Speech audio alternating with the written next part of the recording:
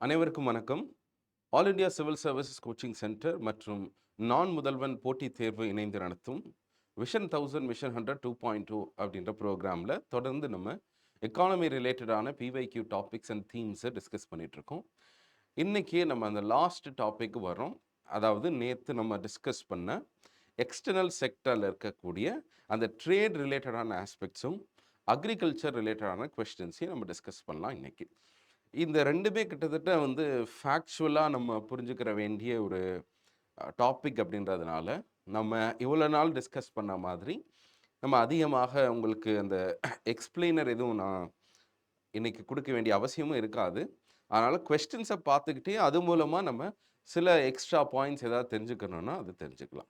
Okay, so இந்த நாளுக்கான theme external செக்டரில் இருக்கக்கூடிய ட்ரேட் ரிலேட்டட் ஆஸ்பெக்ட்ஸ், WTO ரிலேட்டடான கொஸ்டின்ஸும் அக்ரிகல்ச்சர் ரிலேட்டடான கொஸ்டின்ஸை நம்ம பார்க்கலாம். ஓகே,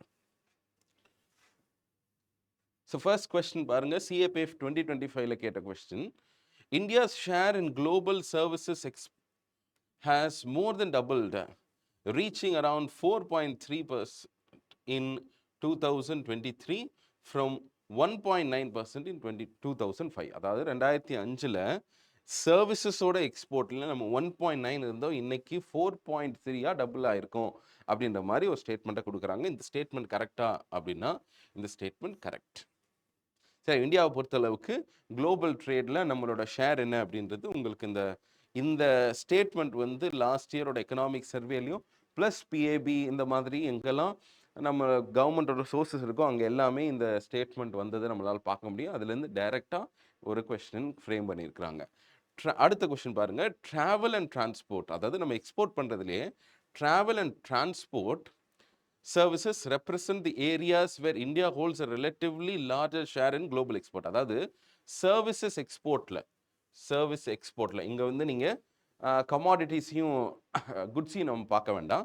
சர்வீசஸ் எக்ஸ்போர்ட்டை பொறுத்தளவுக்கு ட்ராவலும் டிரான்ஸ்போர்ட் தான் இருக்கிறதுலே ஹையர் ஷேர் இருக்குதா அப்படின்னு சொன்னால் வேறு ரிலேட்டிவ்லி ஹையர் ஷேர்னா இது கண்டிப்பாக தப்பு. இந்தியாவில் நம்மளுக்கு சர்வீசஸை பொறுத்தளவுக்கு அதிகமாக ஷேர் இருக்கிறது என்ன அப்படின்னு சொன்னால் ஐடி ரிலேட்டட் சர்வீசஸ். சரியா? ஸோ ஐடி ரிலேட்டட் சர்வீசஸோட எக்ஸ்போர்ட் தான் இந்தியாவில் அதிகம். அதனால இந்த statement incorrect. So first statement is correct, second statement is incorrect. சரி, இதே மாதிரி ஒரு type of question global share எக்ஸ்போர்ட்ஸில் இந்தியாவோட ஷேர் எவ்வளோ அப்படின்ற மாதிரி சில கொஸ்டின்ஸ் கேட்டுருக்காங்க. India accounts for 3.2% global export of goods. இது கண்டிப்பாக தப்பு. சரியா? மெனி லோக்கல் கம்பெனிஸ், இந்த ஸ்டேட்மெண்ட்டை பாருங்கள். Many local companies and some foreign companies have taken advantage of India's PLI scheme. ஆமாம், ப்ரொடக்ஷன் லிங்க்ட் இன்சென்டிவ் ஸ்கீம் அப்படின்றது இந்தியாவில் இன்றைக்கி நம்ம மேக் இன் இந்தியா அப்படின்ற ஒரு ப்ரோக்ராமோட எக்ஸ்டென்ஷனாக லோக்கலைஸ்ட் மேனுஃபேக்சரிங் இன்னும் கொஞ்சம் இம்ப்ரூவ் பண்ணணும் அப்படின்னு சொல்லிட்டு ஒரு இன்சென்டிவ் பேசிஸில் நம்ம ஒரு ஸ்கீமை லான்ச் பண்ணியிருக்கோம். அதுதான் ப்ரொடக்ஷன் லிங்க்ட் இன்சென்டிவ் ஸ்கீம். அதில் என்ன பண்ணுவாங்கன்னா, நல்ல பெர்ஃபார்ம் ஆகக்கூடிய சில கம்பெனிஸ் இன்க்ரிமெண்டல் சேல்ஸை ரெஜிஸ்டர் பண்ண சொல்லிய கம்பெனிஸுக்கு டேக்ஸ் கன்செஷனும் மற்ற பெனிஃபிட்ஸும் எக்ஸ்டெண்ட் பண்ணுறாங்க. ஸோ இந்த மாதிரி ஒரு 14 ரிலேட்டடாக செக்டர்ஸ்க்கு ப்ரொடக்ஷன் லிங்க்ட் இன்சென்டிவ் ஸ்கீமை நம்ம லான்ச் பண்ணியிருக்கிறோம். அதனால டெஃபினட்டாக மேனுஃபேக்சரிங் லேண்ட்ஸ்கேப் இந்தியாவில் இம்ப்ரூவ் ஆக தான் போகுது. ஆனால் இந்த காரணத்தினால இந்தியாவோட குளோபல் எக்ஸ்போர்ட் ஷேர் 3.2 வரைக்கும் போயிடுச்சு அப்படின்றது இன்கரெக்ட். ஏன்னா இட் இஸ் லெஸ் தென் 2. எப்போவுமே நம்மளுக்கு லெஸ் தென் 2% இருந்திருக்கும். ஸோ இந்த வருஷத்தோட எக்கனாமிக் சர்வேல இந்த ரெண்டு பேசிஸில் எக்ஸ்டர்னல் செக்டர் சாப்டரில் பாருங்கள் என்ன சொல்லியிருக்கிறாங்க. The country's steady rise as a key player in the global trade is evident in its increasing share of global merchandise exports and services export. Service exportum சரி, merchandise exportலையும் சரி கொஞ்சம் ஸ்டெடியாக இன்க்ரீஸ் ஆகிட்டு இருக்கு. Between 2005 and 2024 இந்த ரெண்டு financial இயரில் நீங்கள் எடுத்து பார்த்தீங்கன்னா, கேலண்டர் இயரில் பார்த்தீங்கன்னா, India's share of global merchandise export has nearly doubled. அப்போ இப்போதைக்கு நம்ம இந்த 2024 இந்தியாவோட எக்ஸ்போர்ட் பர்சன்டேஜ் ஷேர் எவ்வளோ? 1.8%. 2005 எவ்வளோ இருந்திருக்கிறோம் நம்ம? ஜஸ்ட் 1%. அதனால நியர்லி டபுள் தானே, கிட்டத்தட்ட டபுள் ஆகிருக்கிறோம். அதே மாதிரி சர்வீசஸ் ஷேரை பொறுத்தளவுக்கு 2% இந்த ஷேரை நம்ம இப்போ என்ன பண்ணியிருக்கோம்? 4.3% ஷேராக மாற்றிருக்கோம் over period of the last 20 years. சரி, இது இந்த வருஷத்தோட எக்கனாமிக் சர்வேல அதை மென்ஷனும் பண்ணியிருக்கிறாங்க. ஸோ இந்த 2 கொஸ்டினுக்கும் ஆன்சர் என்ன அப்படின்னு சொன்னால், ஃபர்ஸ்ட் கொஸ்டின் நம்ம பார்த்துருக்கோம். செகண்ட் கொஸ்டினுக்கு first statement is incorrect. So answer வந்து சரிங்களா. ஸோ அதனால் என்ன புரிஞ்சுக்கணும்னா, இந்தியாவை பொறுத்தளவுக்கு இன்னும் குளோபல் எக்ஸ்போர்ட்ஸில் தனக்கான ஷேர் பர்சன்டேஜை இன்க்ரீஸ் பண்ணுறதுக்கான அந்த டோரும் அந்த ஸ்பேஸும் ரொம்ப அதிகமாகவே இருக்குது. நம்ம வந்து இப்போதைக்கு நம்ம வந்து அண்டர் யூட்டிலைஸ்டாக தான் இருக்கிறோம் in terms of our export share. Okay. India does not import apples from the United States of America. So இந்த ஸ்டேட்மெண்ட்டை படிக்கிறப்ப நம்ம ஒவ்வொரு ஐட்டமாக நம்ம இந்த மாதிரி எந்த ஊர்லேருந்து இம்போர்ட் பண்ணுறோம் அப்படின்னு தெரிஞ்சுக்கணுமா? Not like that. சம்டைம்ஸ் லாஜிக்கை வச்சும் நம்மளை சுற்றி இருக்கக்கூடிய விஷயங்களை வச்சே நீங்கள் தெரிஞ்சுக்கணும். இந்தியாவில் வந்து நீங்கள் ஒரு நார்மல் ப்ரொவிஷன் ஸ்டோருக்கு போகிறீங்க, ஒரு பழக்கடைக்கு போகிறீங்கன்னா, வாஷிங்டன் ஆப்பிள் அப்படின்னே ஒன்று வச்சுருப்பாங்க. பார்த்து கவனிச்சிருக்கீங்களா? அப்போது ஏன் இந்த மாதிரி நம்ம ஒரு டேர்மை பயன்படுத்துகிறோம்? பிகாஸ் ஆப்பிளோட எக்ஸ்போர்ட்ஸ் வந்து சிக்னிஃபிகண்டாக நம்மளுக்கு இதுலேருந்து வருது. சரியா? So we are importing US apple. US ஆப்பிளை நம்ம டஸ் நாட் இம்போர்ட் அப்படின்னு சொல்கிறது வந்து ஒரு தவறான ஒரு statement. In India, the law prohibits the import of genetically modified food without the approval of the competent authority. அது கரெக்ட் தான். சரியா? ஏன்னா நம்ம ஊரில் வந்து இப்போ ஜிஎம் ரிலேட்டடான கிராப்ஸ் எல்லாத்துக்குமே என்ன அப்படின்னு சொன்னால், கிராப்ஸுக்கு இந்த ஜிஏசி அப்படின்னு சொல்லுவாங்க, ஜெனட்டிக் இன்ஜினியரிங் அப்ரைசல் கமிட்டின்னு, அவங்க தான் வந்து ஒரு முக்கியமான ஒரு role in coordinating the efforts. இன்னொரு பக்கம் வந்து நம்ம வெளிநாட்டிலேருந்து இம்போர்ட் பண்ணுறோம் அப்படின்னு சொன்னால் அதுக்கான லேபிளிங் இருக்கணும். ஜிஎம் கிராப்ஸ் வந்து அலௌடாக இல்லையா அப்படின்னு நோட்டிஃபை பண்ணணும். இப்போ எஃப்எஸ்எஸ்ஐயே வந்து என்ன பண்ணுறாங்கன்னா, இதில் அவங்களோட ரோல் கூட கொஞ்சம் இருக்குது. சரியா? அதனால் டு சே தட் டு ஒரு ஜெனட்டிக்கலி மாடிஃபைட் ஃபுட்டை அப்ரூவல் இல்லாமல் வாங்க முடியாதுன்னு சொல்கிறது கரெக்டான ஸ்டேட்மெண்ட் தான். So 1 is incorrect, 2 is correct. இந்த மாதிரியான ஸ்டேட்மெண்ட் வைஸ் கொஸ்டின்ஸில் ஒரு ஸ்டேட்மெண்ட் தப்புன்னு நம்ம கண்டுபிடிச்சாலே ஆன்சர் ஈஸியாக வந்துடும். Okay. Which one among the following statement is correct regarding the district as an exports hub? சரியா? ஸோ இந்த மாதிரி ஒரு மாடலை நம்ம வந்து இப்போதைக்கு நம்மளோட எக்ஸ்போர்ட் பொட்டென்ஷியலை இம்ப்ரூவ் பண்ணுறதுக்காக பயன்படுத்திட்டு இருக்கோம். Districts as an export hub. இது வந்து சிடிஎஸ் 2025 கேட்டிருக்கிறாங்க. இதில் வந்து எது நாட் கரெக்ட்னு கேட்டிருக்காங்க. டிஹெச் வாஸ் லான்ச் இன் 2019. சரி, இந்த அளவுக்கு டேட்டா நம்மளுக்கு தெரிஞ்சிருக்குமா? தெரியாது. ஸோ அந்த ஆப்ஷனை விடுங்க. The aim of the DH is to boost exports of only select districts of the country. Okay. India's foreign trade policy of 2023 reiterated the role of DH. அது இந்த ஃபாரின் பாலிசியில் இந்த டிஹெச்சோட ரோல் ரொம்ப முக்கியம்னு அதில் பேசியிருக்கிறாங்க அப்படின்னு தான் சொல்லுது. அப்போ இது கரெக்டாக தானே இருக்கணும். ஸோ இந்த statement correct. DH AIIMS to promoting, இதெல்லாம் கரெக்ட் தானே. ஸோ லாஜிஸ்டிக்ஸ் இன்ஃப்ராஸ்ட்ரக்சர்லாம் பண்ணணும். ஓகே, அதுவும் கரெக்ட் தான். அப்போ இது ரெண்டுக்குள்ளே நம்மளுக்கு டவுட் வரணும். ஸோ இயர்லேருந்து டவுட் இருக்குமா, இந்த ஃபேக்ட் நம்மளுக்கு தெரியுமா அப்படின்னு சொன்னால் இது நம்மளுக்கு பெருசாக தெரியாது. இப்போ ரெண்டாவது ஸ்டேட்மெண்ட் படிங்க. The aim of the DH is to boost exports of only select districts அப்படின்றோம்.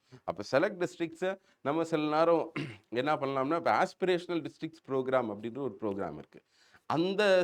அந்த ப்ரோக்ராமை பற்றி இந்த particular scheme applies to only select districts in the country அப்படின்னு சொன்னால் அது கரெக்டான ஸ்டேட்மெண்ட்.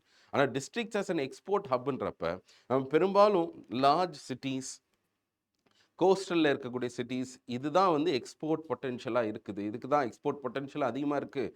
குளோபல் வேல்யூ செயின்லேயும் இவங்க தான் இன்டெகிரேட்டட் ஆகிருக்காங்க அப்படின்றது புரியுது. அப்போ என்ன அப்படின்னா, ஹிண்டர்லேண்ட் டெவலப்மெண்ட் உள்ளே இருக்கக்கூடிய டிஸ்ட்ரிக்ஸையும் என்ன பண்ணணும், டெவலப் பண்ணும். அப்போ ஒவ்வொரு டிஸ்ட்ரிக்ட்லையும் 700+ districts are there in India. ஒவ்வொரு டிஸ்ட்ரிக்ட்க்கும் ஏதாவது ஒரு யூனிக்கான ப்ராடக்ட் ஐடென்டிஃபை பண்ணி அந்த ப்ராடக்ட்டுக்கு என்ன எக்ஸ்போர்ட் பொட்டென்ஷியல் இருக்குன்னு பார்த்து அதுக்கு தகுந்த மாதிரி ஒரு ஹப்பை க்ரியேட் பண்ணணும். ஸோ டிஸ்ட்ரிக்ட்ஸவே ஒரு எக்ஸ்போர்ட் ஹப்பாக நம்ம ட்ரீட் பண்ணணும் அப்படின்ற ஒரு மாடலை ப்ரப்போஸ் பண்ணியிருந்தாங்க. That was launched in 2019 after the budget announcement. அதனால் first statement correct, second statement தான் இன்கரெக்ட். ஏன்னா ஒன்லி அப்படின்லாம் இல்லை, we are actually selecting or giving wide coverage to it. The term West Texas Intermediate, sometimes seen in the news, refers to a grade of crude oil. So WTO invaanga. So பெரும்பாலும் the Brent crude,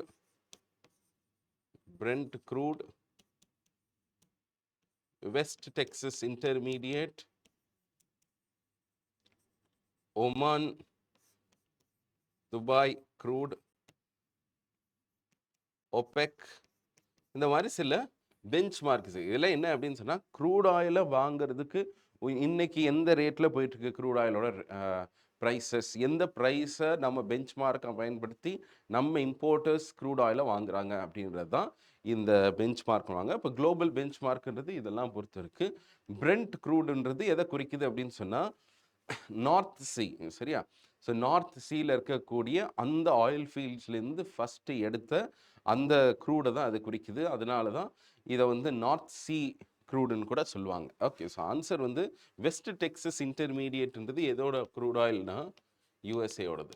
சரி, டெக்ஸஸ்ன்றது யூஎஸ்ஏல இருக்கக்கூடிய ஒரு ஸ்டேட்னு உங்களுக்கு தெரியணும். So அதனால் answer வந்து ஏ. இந்த context of இதே மாதிரி பாருங்கள், பிரெண்ட் க்ரூட் ஆயில் அப்படின்றத நியூஸில் அடிக்கடி வருது. இது என்ன இம்ப்ளை பண்ணுது? It is a major classification of crude oil. அது கரெக்ட் தான். It is source from the North Sea. ஆமாம், நார்த் சீயோட ஆயிலில் இருந்தால் இந்த அதோட டைனமிக்ஸில் இருந்தால் நம்மளுக்கு என்ன வருது அப்படின்னு சொன்னால், இந்த பிரெண்ட் க்ரூட் அப்படின்ற ஒரு வார்த்தையை நம்ம பயன்படுத்துகிறோம். ஓகே, ஸோ பிரெண்ட் சி அப்படின்னு ஒரு சி இருக்குது, நார்த் சி அதில் இருக்கக்கூடிய அந்த ரீஜன்லேயே இருக்கிறது தான். ஸோ அதனால இந்த பிரெண்ட் க்ரூட்ன்றோம். It does not contain sulphur. This is an incorrect statement. இப்போது வெஸ்ட் டெக்ஸஸ் இன்டர்மீடியேட்டுக்கும் பிரெண்ட் க்ரூடுக்கும் நீங்கள் எடுத்து பார்த்தீங்கன்னா, அதில் வந்து கிரேட் என்ன சொல்லுவாங்கன்னா, சல்ஃபரோட கண்டென்ட் கொஞ்சம் கம்மியாக இருந்துச்சு அப்படின்னு சொன்னால் அதை ஸ்வீட் அப்படின்னு சொல்லுவாங்க. சல்ஃபரோட கண்டென்ட் கொஞ்சம் கம்மியாக இருந்துச்சுன்னா ஸ்வீட்னு சொல்லுவாங்க. அதனால தான் இதில் வந்து சல்ஃபரோட கண்டென்ட் கம்மி. ஆனால் வெஸ்ட் டெக்ஸஸ் இன்டர்மீடியேட்டை பொறுத்தளவுக்கு சல்ஃபரோட கண்டென்ட் அதிகம்.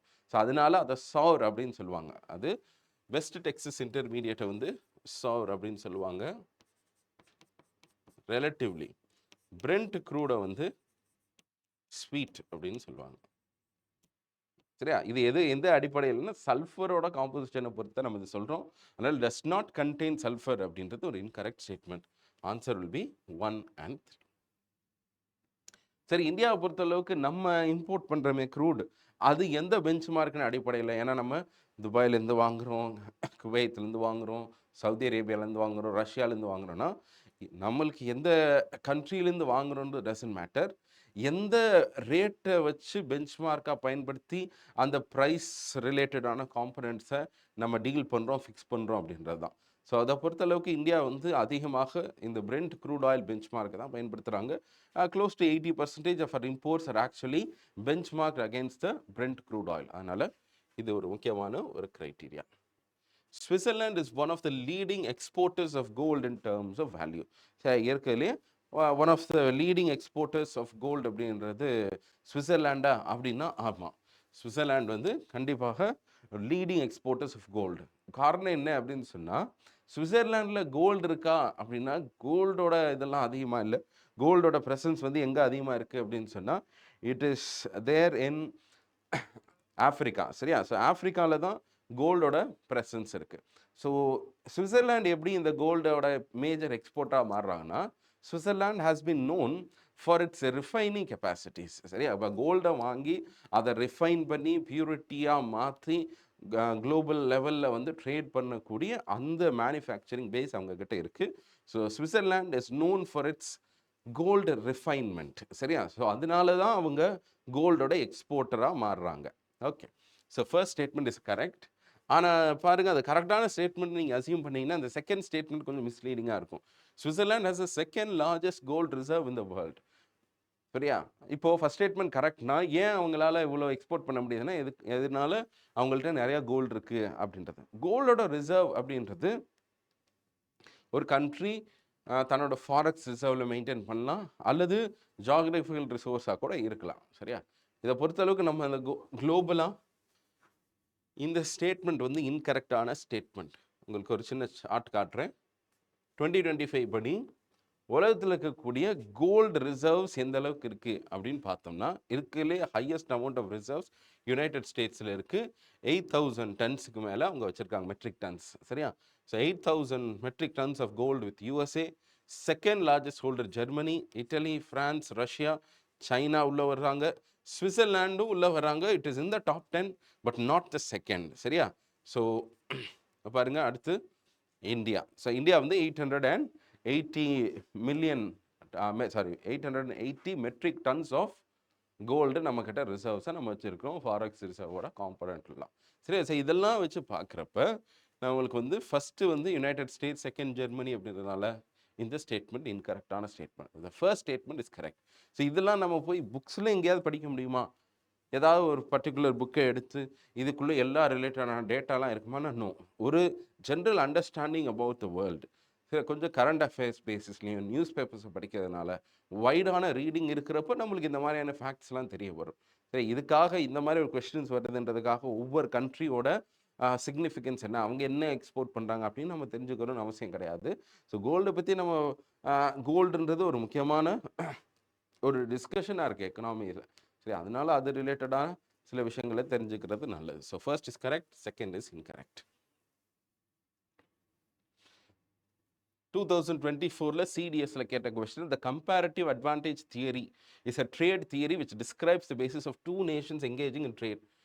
சரி, கம்பேரிட்டிவ் அட்வான்டேஜ் தியரின்றது ரெண்டு நேஷன்ஸ்குள்ளே எப்படி ட்ரேட் ஆகணும் அப்படின்றத பற்றி ஒரு theory given by David Ricardo அப்படின்றவர் தான் இந்த தியரியை ப்ரப்போஸ் பண்ணுது. அதனால ஃபர்ஸ்ட் statement correct. He was the author of this அப்படின்றது கரெக்டான ஸ்டேட்மெண்ட்.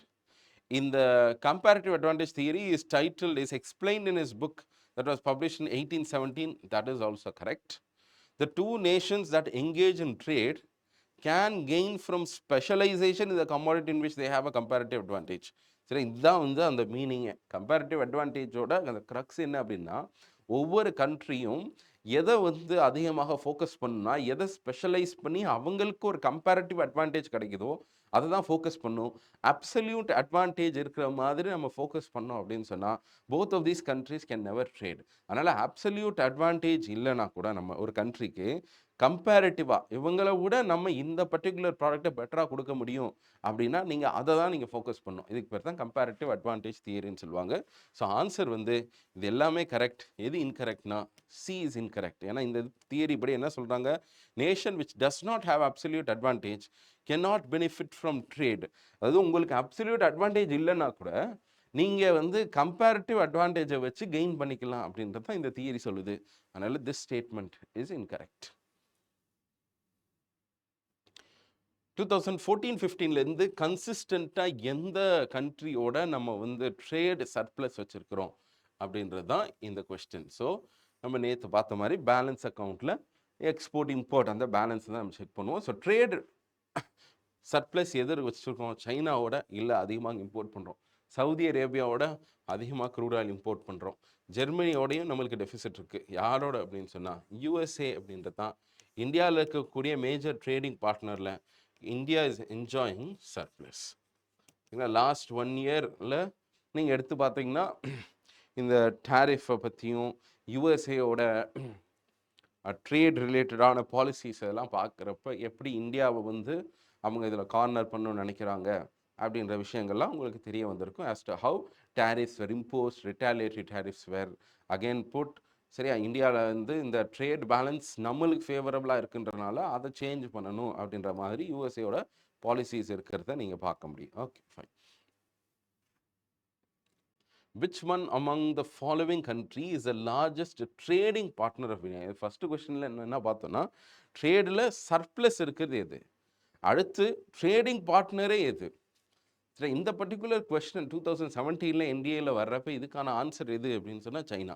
ஏன்னா சைனாவில் பொறுத்தளவுக்கு நம்ம மொத்த ட்ரேட் வால்யூம் எடுத்து பார்த்தீங்கன்னா இப்போது லாஸ்ட் இயரோட பேசிஸ்லாம் 120 ஒரு 110 120 பில்லியன் டாலர்ஸ் வரைக்கும் மில்லியன் வரைக்கும் நம்ம என்ன பண்ணிகிட்ருக்கோம், ட்ரேட் பண்ணிகிட்ருக்கோம். ஸோ இந்த அளவுக்கு நம்ம ட்ரேட் பண்ணிகிட்ருக்கணும் அப்படின்னா இது வந்து மொத்தமாக அதில் எவ்வளோ தூரம் இம்போர்ட் எவ்வளோ தூரம் எக்ஸ்போர்ட்னு பார்க்குறப்ப நம்ம வந்து 30 மில்லியன் வந்து எக்ஸ்போர்ட் பண்ணுறோன்னா நம்ம 90 வந்து இம்போர்ட் பண்ணுறோம். எங்கேருந்து? சைனாலேருந்து. அதனால ஒரு ட்ரேட் டெஃபிசிட் இருக்கிறத பார்க்க முடியுது. ஆனால் இங்கே வந்து கொஸ்டின் வந்து ட்ரேடு பார்ட்னர் எதுன்னு கேட்டிருக்கிறாங்க. 2017 2018 2019 23 வரைக்குமே அன்டில் 22 அந்த வரைக்குமே யார் லார்ஜஸ்ட் ட்ரேடிங் பார்ட்னர் ஆஃப் இந்தியாவாக இருந்தாங்க அப்படின்னு சொன்னால் சைனா தான் இருந்தாங்க. ஆனால் லாஸ்ட் 2 இயர்ஸாக சரியா since 2023 onwards things have changed. அதனால் இந்த கொஸ்டினோட கீ வந்து சைனாவாக இருக்கலாம், ஆன்சர் தான் அந்த டைமில் தான் சைனா. பட் இன்றைக்கி யார் அப்படின்னா கிரேட்டஸ்ட் ட்ரேடிங் பார்ட்னர் இருந்தது யூஎஸ்ஏ. சரிங்களா, இதில் பார்த்தீங்கன்னா தெரியும் உங்களுக்கு இம்போர்ட் சரி பாருங்கள், எக்ஸ்போர்ட்டு பாருங்கள், கேப்பை பாருங்கள். மொத்தமாக 131 பில்லியன் வந்து நம்ம ட்ரேட் பண்ணியிருக்கிறோம். இங்கே 2024 சைனாவோட 127. ஸோ இந்த மாதிரி ட்ரேட் பண்ணதில் உங்களுக்கு யூஎஸ்ஏவோட பாருங்கள் 86-45 வருதா. அப்போ நம்மளுக்கு இதில் வந்து எக்ஸ்போர்ட் வேல்யூ தானே அதிகம், அதனால தான் ட்ரேட் சர்ப்ளஸ்ன்றோம். இது வந்து 23-24 சைனாவை விட யூஎஸ்ஏ அப்படின்றது ஒரு லார்ஜஸ்ட் ட்ரேடிங் பார்ட்னராக மாறி இருக்கு. ஓகே, ஸோ இந்த ஃபேக்ட்டு நம்ம தெரிஞ்சுக்கணும். ஏன்னா ஒரு காம்போசிஷன் அப்படின்றதுலேயும் இந்த ட்ரேட் ரிலேட்டடான ஸ்ட்ரக்சரில் ஒரு சின்ன மாற்றம் ஏற்பட்டிருக்கு. So USA continues to be number 1. So இந்த வருஷத்தோட இதுலேயும் யூஎஸ்ஏக்கு நம்ம எக்ஸ்போர்ட் பண்ணுறது கண்டிப்பாக இந்த மாதிரியான டேரிஃப் மெஷர்ஸ்னால கம்மியாயிருக்கு. ஆனால் நெக்ஸ்ட் இயரோட டேட்டா வர்றப்ப நம்மளுக்கு கண்டிப்பாக ஓவரால் வால்யூம் வந்து குறைஞ்சிருக்கா கூடியிருக்கா அப்படின்ற விஷயம் தெரிய வரும். பட் நீ என்ன தான் இருந்தாலுமே it will continue to be number 1 and number 2 depending upon the situation. Okay, ஏன்னா இதில் கூட பார்த்துக்குங்க, largest trading partner USA, China, UAE, Russia, Saudi Arabia, இதுதான் சரியா. So these are the top 10 trading countries of India. As per the data up to November 2020, which one of the following ranks number 1 in outward direct investments? சரி, outward investments, அது inward இன்வெஸ்ட்மெண்ட்ஸ்னால் அது வந்து சோர்ஸாக இருக்கிறது. இங்கேருந்து FDI பண்ணுறாங்களா, இந்தியாவிலேருந்து வெளிநாடுகளில் போய் இன்வெஸ்ட் பண்ணுறாங்க, அதுதான் எஃப்டிஐ. அந்த இன்வெஸ்ட்மெண்ட்ஸ் இருக்கிறதுலே ரொம்ப அதிகமாக எங்கே போயிருக்கு அப்படின்னு சொன்னால் இந்த பர்டிகுலர் டைம் லைனில் போய் பார்க்குறப்ப அது கொஞ்சம் வேறு மாதிரி நியூஸ் வந்திருக்கு. பட் ஆஸ் ரீசெண்ட்லி யூஎஸ்ஏ அப்படின்றது number 1. Singapore is also one of the, Singapore தான் நம்மளுக்கு எஃப்டியோட இன்ஃப்ளோஸில் நம்பர் 1. சரி, சிங்கப்பூர், மொரீஷியஸ் அந்த மாதிரி அப்பப்போ கொஞ்சம் இந்த லிஸ்ட்டு மாறும். பட் லாஸ்ட் 2 இயர்ஸாக சிங்கப்பூர் தான் நம்பர் 1 இருக்குது. அவுட்வேர்டுன்னு வர்றப்ப சிங்கப்பூருக்கு அவுட்வேர்டு இன்வெஸ்ட்மெண்ட்ஸ் போக தான் செய்யுது. பட் ரீசெண்டாக யூஎஸ்ஏன்றது நம்பர் 1 வந்திருக்கு. ஓகே, ஸோ இந்த பர்டிகுலர் கொஷினை பொறுத்தளவுக்கு அந்த டைமில் இந்த கரண்ட் அஃபேர்ஸில் யூஎஸ்ஏ அண்ட் சிங்கப்பூர் அப்படின்றதுல ஒரு சின்ன இது இருந்துச்சு. So that also continues to be. இன்றைக்கும் என்ன அப்படின்னு சொன்னால் ஒரு 1 இயரோட டேட்டாவை எடுத்து பார்த்தீங்கன்னா ஹையஸ்ட் எஃப்டிஐ அவுட்ஃப்ளோஸ் ஃப்ரம் இந்தியா எது அப்படின்னா நம்மளுக்கு யூஎஸ்ஏ அப்படின்றதுக்குள்ளே தான் வருது. ஓகே, ஸோ சிங்கப்பூர் இன்வேர்டுக்கு, அவுட்வேர்டுக்கு யூஎஸ்ஏ, ஆனால் நம்பர் 2ல் சிங்கப்பூர் இருக்குது. ஸோ அந்த லிஸ்ட்டு கொஞ்சம் கொஞ்சம் அப்பப்போ மாறிக்கிட்டு இருக்கிறது நம்மளால் பார்க்க முடியும். Okay, which one of the following continents accounts for the maximum share of exports? எக்ஸ்போர்ட்ஸ்லேயே ரொம்ப ஹையஸ்ட் ஷேர் எதுக்கு? ஏஷியாவுக்கு. சரியா, கிட்டத்தட்ட 56% ஆஃப் இந்தியாஸ் எக்ஸ்போர்ட் ஏஷியாவில் தான் இருக்குது. சரியா, அதனால் யூரோப் கிடையாது, அமெரிக்காவும் கிடையாது, ஏஷியா தான். ஏஷியாவில் தான் என்ன இருக்குதுன்னு சொன்னால் நம்ம மிடில் ஈஸ்ட் கண்ட்ரீஸ், சரியா, ஈஸ்ட் ஏஷியன் கண்ட்ரீஸ் நம்ம சொல்லலாம். சாரி, வெஸ்ட் ஏஷியன் கண்ட்ரீஸ், அதுக்கப்புறம் இந்த பக்கம் ஈஸ்ட் ஏஷியன் கண்ட்ரீஸில் சவுத் ஈஸ்ட் ஏஷியன் கண்ட்ரீஸ், இந்த மாதிரி நிறைய கண்ட்ரீஸோட ஏஷியன் கண்ட்ரீஸில் தான் நம்ம அதிகமாக நம்ம ட்ரேடில் டாமினேட் பண்ணுறோம். சரியா, so maximum share of exports from இந்தியான்னு பார்க்குறப்ப எது? ஏஷியா தான் as a continent. RBI guidelines படி மசாலா பாண்ட்ஸுன்றதை வந்து எவ்வளோ நாளைக்கு இஷ்யூ பண்ண முடியும்? How much? ஒரு மசாலா பாண்டுன்றது என்ன அப்படின்னு சொன்னால் எக்ஸ்டர்னல் கமர்ஷியல் பாரோவிங் நம்ம சொன்னோம் நேற்று, இசிபிஸ்ன்ட்டு. அந்த எக்ஸ்டர்னல் கமர்ஷியல் பாரோவிங்ஸில் நம்ம பாரோ பண்ணுறப்ப ஒருவேளை இந்த பாண்ட் ருப்பியிலே டினாமினேட் ஆச்சுன்னா, ருப்பி டினாமினேட்டட் பாண்டாக இருந்துச்சுன்னா அதை தான் நம்ம என்னன்னு சொல்கிறோம்? மசாலா பாண்டுன்னு சொல்கிறோம். அதாவது நம்ம வெளிநாடுகளில் கடன் வாங்குகிறோம், அப்படி கடன் வாங்குறப்ப யூஸ்வலாக எக்ஸ்டர்னல் கமர்ஷியல் பாரோவிங்கிறது எதில் டினாமினேட் ஆகும்னா டாலரில் தான் டினாமினேட் ஆகும், or in other currencies. If there is a possibility of issuing a rupee denominated bond in an overseas country, வேற ஒரு கண்ட்ரிலேயே வேற ஒரு எக்ஸ்டர்னல் மார்க்கெட்டில் போய் ருப்பிலேயே நீங்கள் உங்களால் வந்து வாங்க முடிஞ்சிச்சுன்னு சொன்னால் அதுக்கு பேர் தான் மசாலா பாண்ட். 2015 வேர்ல்டு பேங்க் வந்து ஐஎஃப்சி அப்படின்ற அவங்க இன்ஸ்டிடியூஷன் இந்தியாவில் இருக்கக்கூடிய ஃபண்டிங் எல்லாம் நம்ம கொண்டு வரணுன்றதுக்காக இந்த மசாலா பாண்ட் அப்படின்ற ஒரு பாண்டை பாப்புலரைஸ் பண்ணுறாங்க. அதை தொடர்ந்து இந்தியாவிலையும் நிறைய என்டிட்டிஸ் என்ன பண்ணுறாங்க, வெளியே போய் ஹெச்டிஎஃப்சி இந்த மாதிரியான பேங்க்ஸ் எல்லாம் they are floating masala bonds in the external market. இப்போ இந்த எக்ஸ்டர்னல் மார்க்கெட்டில் இந்த மசாலா பாண்ட் போடுறோமே, அதுக்கு ஆர்பிஐயோட கைட்லைன் என்ன அப்படின்னு சொன்னால் ஒரு மசாலா பாண்டுன்றது மினிமம் டென்யூர் எவ்வளோ இருக்கணும் அப்படின்னு சொன்னால் 3 years. சரி, அதுக்கு குறைஞ்சி நீங்கள் கொடுக்குறாங்க. இது ஒரு கேபிட்டல் மார்க்கெட் இன்ஸ்ட்ருமெண்ட் தான். 3 வருஷத்துக்கு கம்மியாக நீங்கள் இந்த எக்ஸ்டர்னல் கமர்ஷியல் பாரோவிங்கில் கடன் வாங்கக்கூடாது. சரியா? So that is the idea. சரி, இது வந்து எக்ஸ்டர்னல் கமர்ஷியல் பாரோவிங்ஸ்க்கும் இதே கண்டிஷன் தான், 3 இயர்ஸ் கண்டிஷன் இருக்கும். Among the agricultural commodities imported by India, India import பண்ணக்கூடிய அக்ரிகல்ச்சர் கமாடிட்டிஸில் எது நம்பர் 1? Vegetable oils. சரி, எடிபிள் ஆயிலோட வேல்யூ தான் இருக்குதுலே ஹையஸ்ட். எடிபிள் ஆயில்ஸ்ன்னு சொல்லுவாங்க, இதுதான் ஹையஸ்ட். சரிங்களா? இது எல்லாமே நம்ம இம்போர்ட் பண்ணுறோம். சரியா? Spices also some sort of spices we are importing. But நெட்டாக பார்த்தப்போ வேல்யூன்றப்ப நெட் எக்ஸ்போர்ட்டராக இருக்கும். ஓகே, ஃப்ரெஷ் ஃப்ரூட்ஸ் இம்போர்ட் பண்ணுறோம், பல்சஸும் இம்போர்ட் பண்ணுறோம். வெஜிடபிள் ஆயில்ஸ் மட்டும் அது.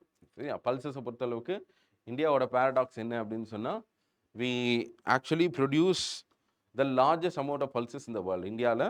இந்தியா தான் world's largest producer of pulses, world's largest consumer of pulses plus importer of pulses. சரி, இந்த மாதிரி ஒரு ட்ரெண்ட் வந்து இந்தியாவுக்கு இருக்குது. ஓகே, ஸோ 2020 கேட்ட கொஸ்டின் பாருங்கள்.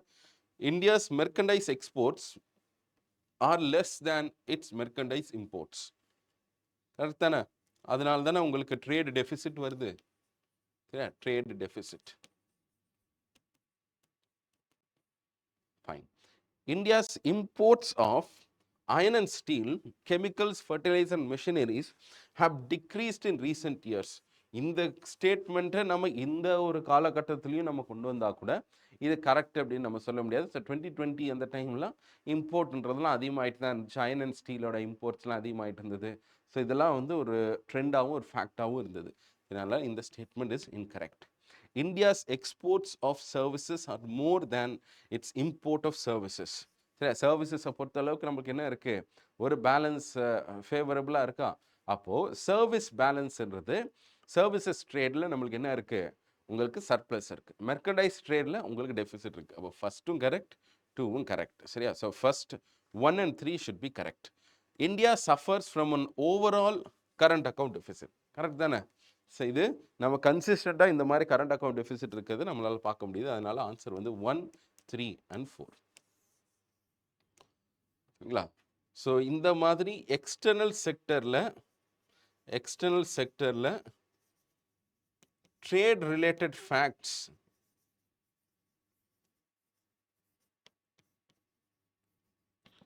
You have to source from the economic survey. சரியா? ஸோ எக்கனாமிக் சர்வேலேருந்து அந்த சாப்டர்லேருந்து ட்ரேட் ரிலேட்டட் ஃபேக்ட்ஸை நம்ம தெரிஞ்சு வச்சுக்கிட்டு போனால் கொஞ்சம் ஹெல்ப்ஃபுல்லாக நம்மளுக்கு இருக்கலாம், ஏதாவது ஒரு ஸ்டேட்மெண்ட்ஸை நம்ம பார்க்கறதுக்கு. Okay, the quantity of imported edible oil 2018 கேட்ட question is more than the domestic production of edible oil in the last 5 years. So last 5 yearsன்றது 2018. இதை இன்னும் அன்னைக்கு விட்டுருங்க, இப்போ எடுத்துப்போமே 25 கூட எடுப்போம். The quantity of imported edible oil is more than the domestic production. அதாவது நம்ம எவ்வளோ இம்போர்ட் பண்ணுறோன்றது டொமஸ்டிக் ப்ரொடக்ஷனை விட இம்போர்ட்டட் ஆயில் அதிகம். நம்மளுக்கு என்ன தெரியும்னா, நம்ம ஆயில் ப்ரொடியூஸ் பண்ணுறோம் ப்ளஸ் இம்போர்ட்டும் பண்ணுறோம். ஆனால் கேள்வி என்னென்னா, நம்ம இம்போர்ட் பண்ணுறது ரொம்ப அதிகம்.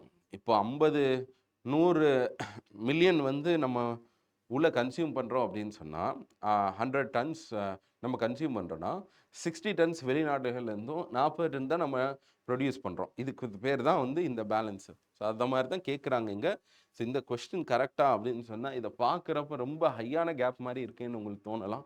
But this is a fact. இந்தியாவை பொறுத்தளவுக்கு எடிபிள் ஆயிலில் we have a higher dependency upon other countries. சரி, எடிபிள் ஆயிலில் நம்மளுக்கு வெரி லார்ஜ் டிபெண்டன்சி இருக்குது. So first statement is correct. The government does not impose any custom duty and on all the imported edible oil is a special case.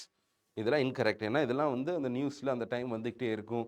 இந்தோனேஷியாட்டிருந்தும் plus மலேசியாட்டிருந்தும் நம்ம என்ன பண்ணுறோம் அப்படின்னு சொன்னால், palm oil அதிகமாக நம்ம இம்போர்ட் பண்ணுறோம்.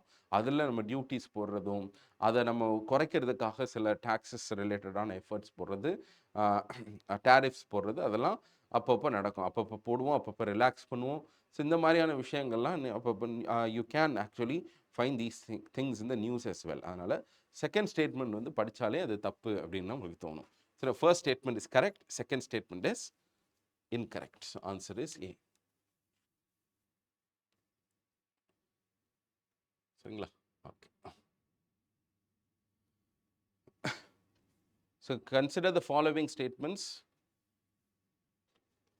Right. இப்போவும் என்ன அப்படின்னு சொன்னால், இன் பிஐபி ரீசெண்டாக கவர்மெண்ட் கூட ஒரு ரிப்போர்ட்டை சப்மிட் பண்ணியிருந்தாங்க. அதில் என்ன அப்படின்னா, நம்ம இந்த ஆயில் எடிபிள் ஆயிலில் நம்ம வந்து நம்மளுக்கான செல்ஃப் சஃபிஷியன்சி அச்சீவ் பண்ணணும் அப்படின்றதுக்காக சில மிஷன் பேஸ்டு ப்ரோக்ராம்ஸ்லாம் நம்ம கொண்டு வந்துட்டுருக்குறோம். Example, national mission of security oil seeds அப்படின்னு ஒன்று, ஆயில் சீட்ஸ் அப்படின்னு சொல்லி ஒரு நேஷ்னல் மிஷன் ஒன்று இருக்குது. National mission of food security oil palm அப்படின்னு ஒன்று வச்சுருக்கோம். ஆயில் சீட்ஸ் ஒன்று, ஆயில் பாம் ஒன்று. சரியா? So national mission security, oil சீட்ஸ்லேயும் செக்யூரிட்டி, ஆயில் பாம்லேயும் செக்யூரிட்டி, ரெண்டுத்துக்குமே நம்ம இந்த மாதிரியான ப்ரோக்ராம்ஸ் வச்சுருக்கோம். ஆயில் சீட் செக்யூரிட்டின்றது லாஸ்ட் 2 இயர்ஸ்க்கு முன்னாடி லான்ச் பண்ணோம். அதுக்கு முன்னாடி 2021 ஆயில் பாமோட national mission on security oil palm அப்படின்னு. அப்போ இது என்ன அப்படின்னா, பாம் ஆயில் நம்ம வெளிநாட்டிலேருந்து வாங்குகிறோம், அதை இந்தியாவிலேயே நம்ம வந்து உற்பத்தி பண்ணணும் அப்படின்ற ஒரு ஐடியா தான் இந்த ஐடியா. ஸோ இதில் வந்து ஓரளவுக்கு கொஞ்சம் கொஞ்சமாக நம்மளுக்கு ப்ரொடக்ஷன் இன்க்ரீஸ் ஆகிறத நம்மளால் பார்க்க முடியுது. ஸோ ஒரு டைமில் 64% மேலே நம்ம டிபெண்ட்டாக இருந்த ஒரு கண்ட்ரி ஆன் இம்போர்ட்ஸ் இப்போது ஒரு 59 வரைக்கும் இந்த லாஸ்ட் 5 இயர்ஸில் கம்மியாக இருக்கிறதாக சொல்கிறாங்க. ஸோ என்னதான் இருந்தாலுமே 59%னாலுமே என்ன மீனிங், நம்ம என்ன ப்ரொடியூஸ் பண்ணுறோமோ அதை விட அதிகமாக நம்ம வெளிநாட்டிலேருந்து இம்போர்ட் பண்ணுறோம் அப்படின்றது அது மீன் ஆகுது. Okay. The share of capital goods, பாருங்க அடுத்து, merchandise exports of India in the last financial year. Capital goods like machinery, equipments and other durable goods decreased substantially. சப்ஸ்டான்ஷியலாக கம்மியாயிருக்கா இந்த கேபிட்டல் குட்ஸ் அப்படின்னா கிடையாது. இதெல்லாம் இம்ப்ரூவ்மெண்ட்ஸ் கொஞ்சம் கொஞ்சம் இருந்திருக்கு, சஸ்டெயின் ஆகிருக்கிறத நம்மளால் பார்க்க முடியுது. அதனால் இந்த ஸ்டேட்மெண்ட் இன்கரெக்டான statement. The share of consumer goods and intermediate goods have increased. Export தானே சொல்கிறோம். ஸோ கன்சியூமர் குட்ஸும் இன்டர்மீடியட் குட்ஸும் என்ன ஆயிருக்கு, இன்க்ரீஸ் ஆயிருக்கு அப்படின்னு சொல்ல முடியுமா? சொல்ல முடியாது. The next question, CDS 2025 கேட்ட question, share of capital goods such as machinery, equipments and other durable goods have decreased substantially. Decrease substantiallyன்னு சொல்ல முடியுமானா அது incorrect.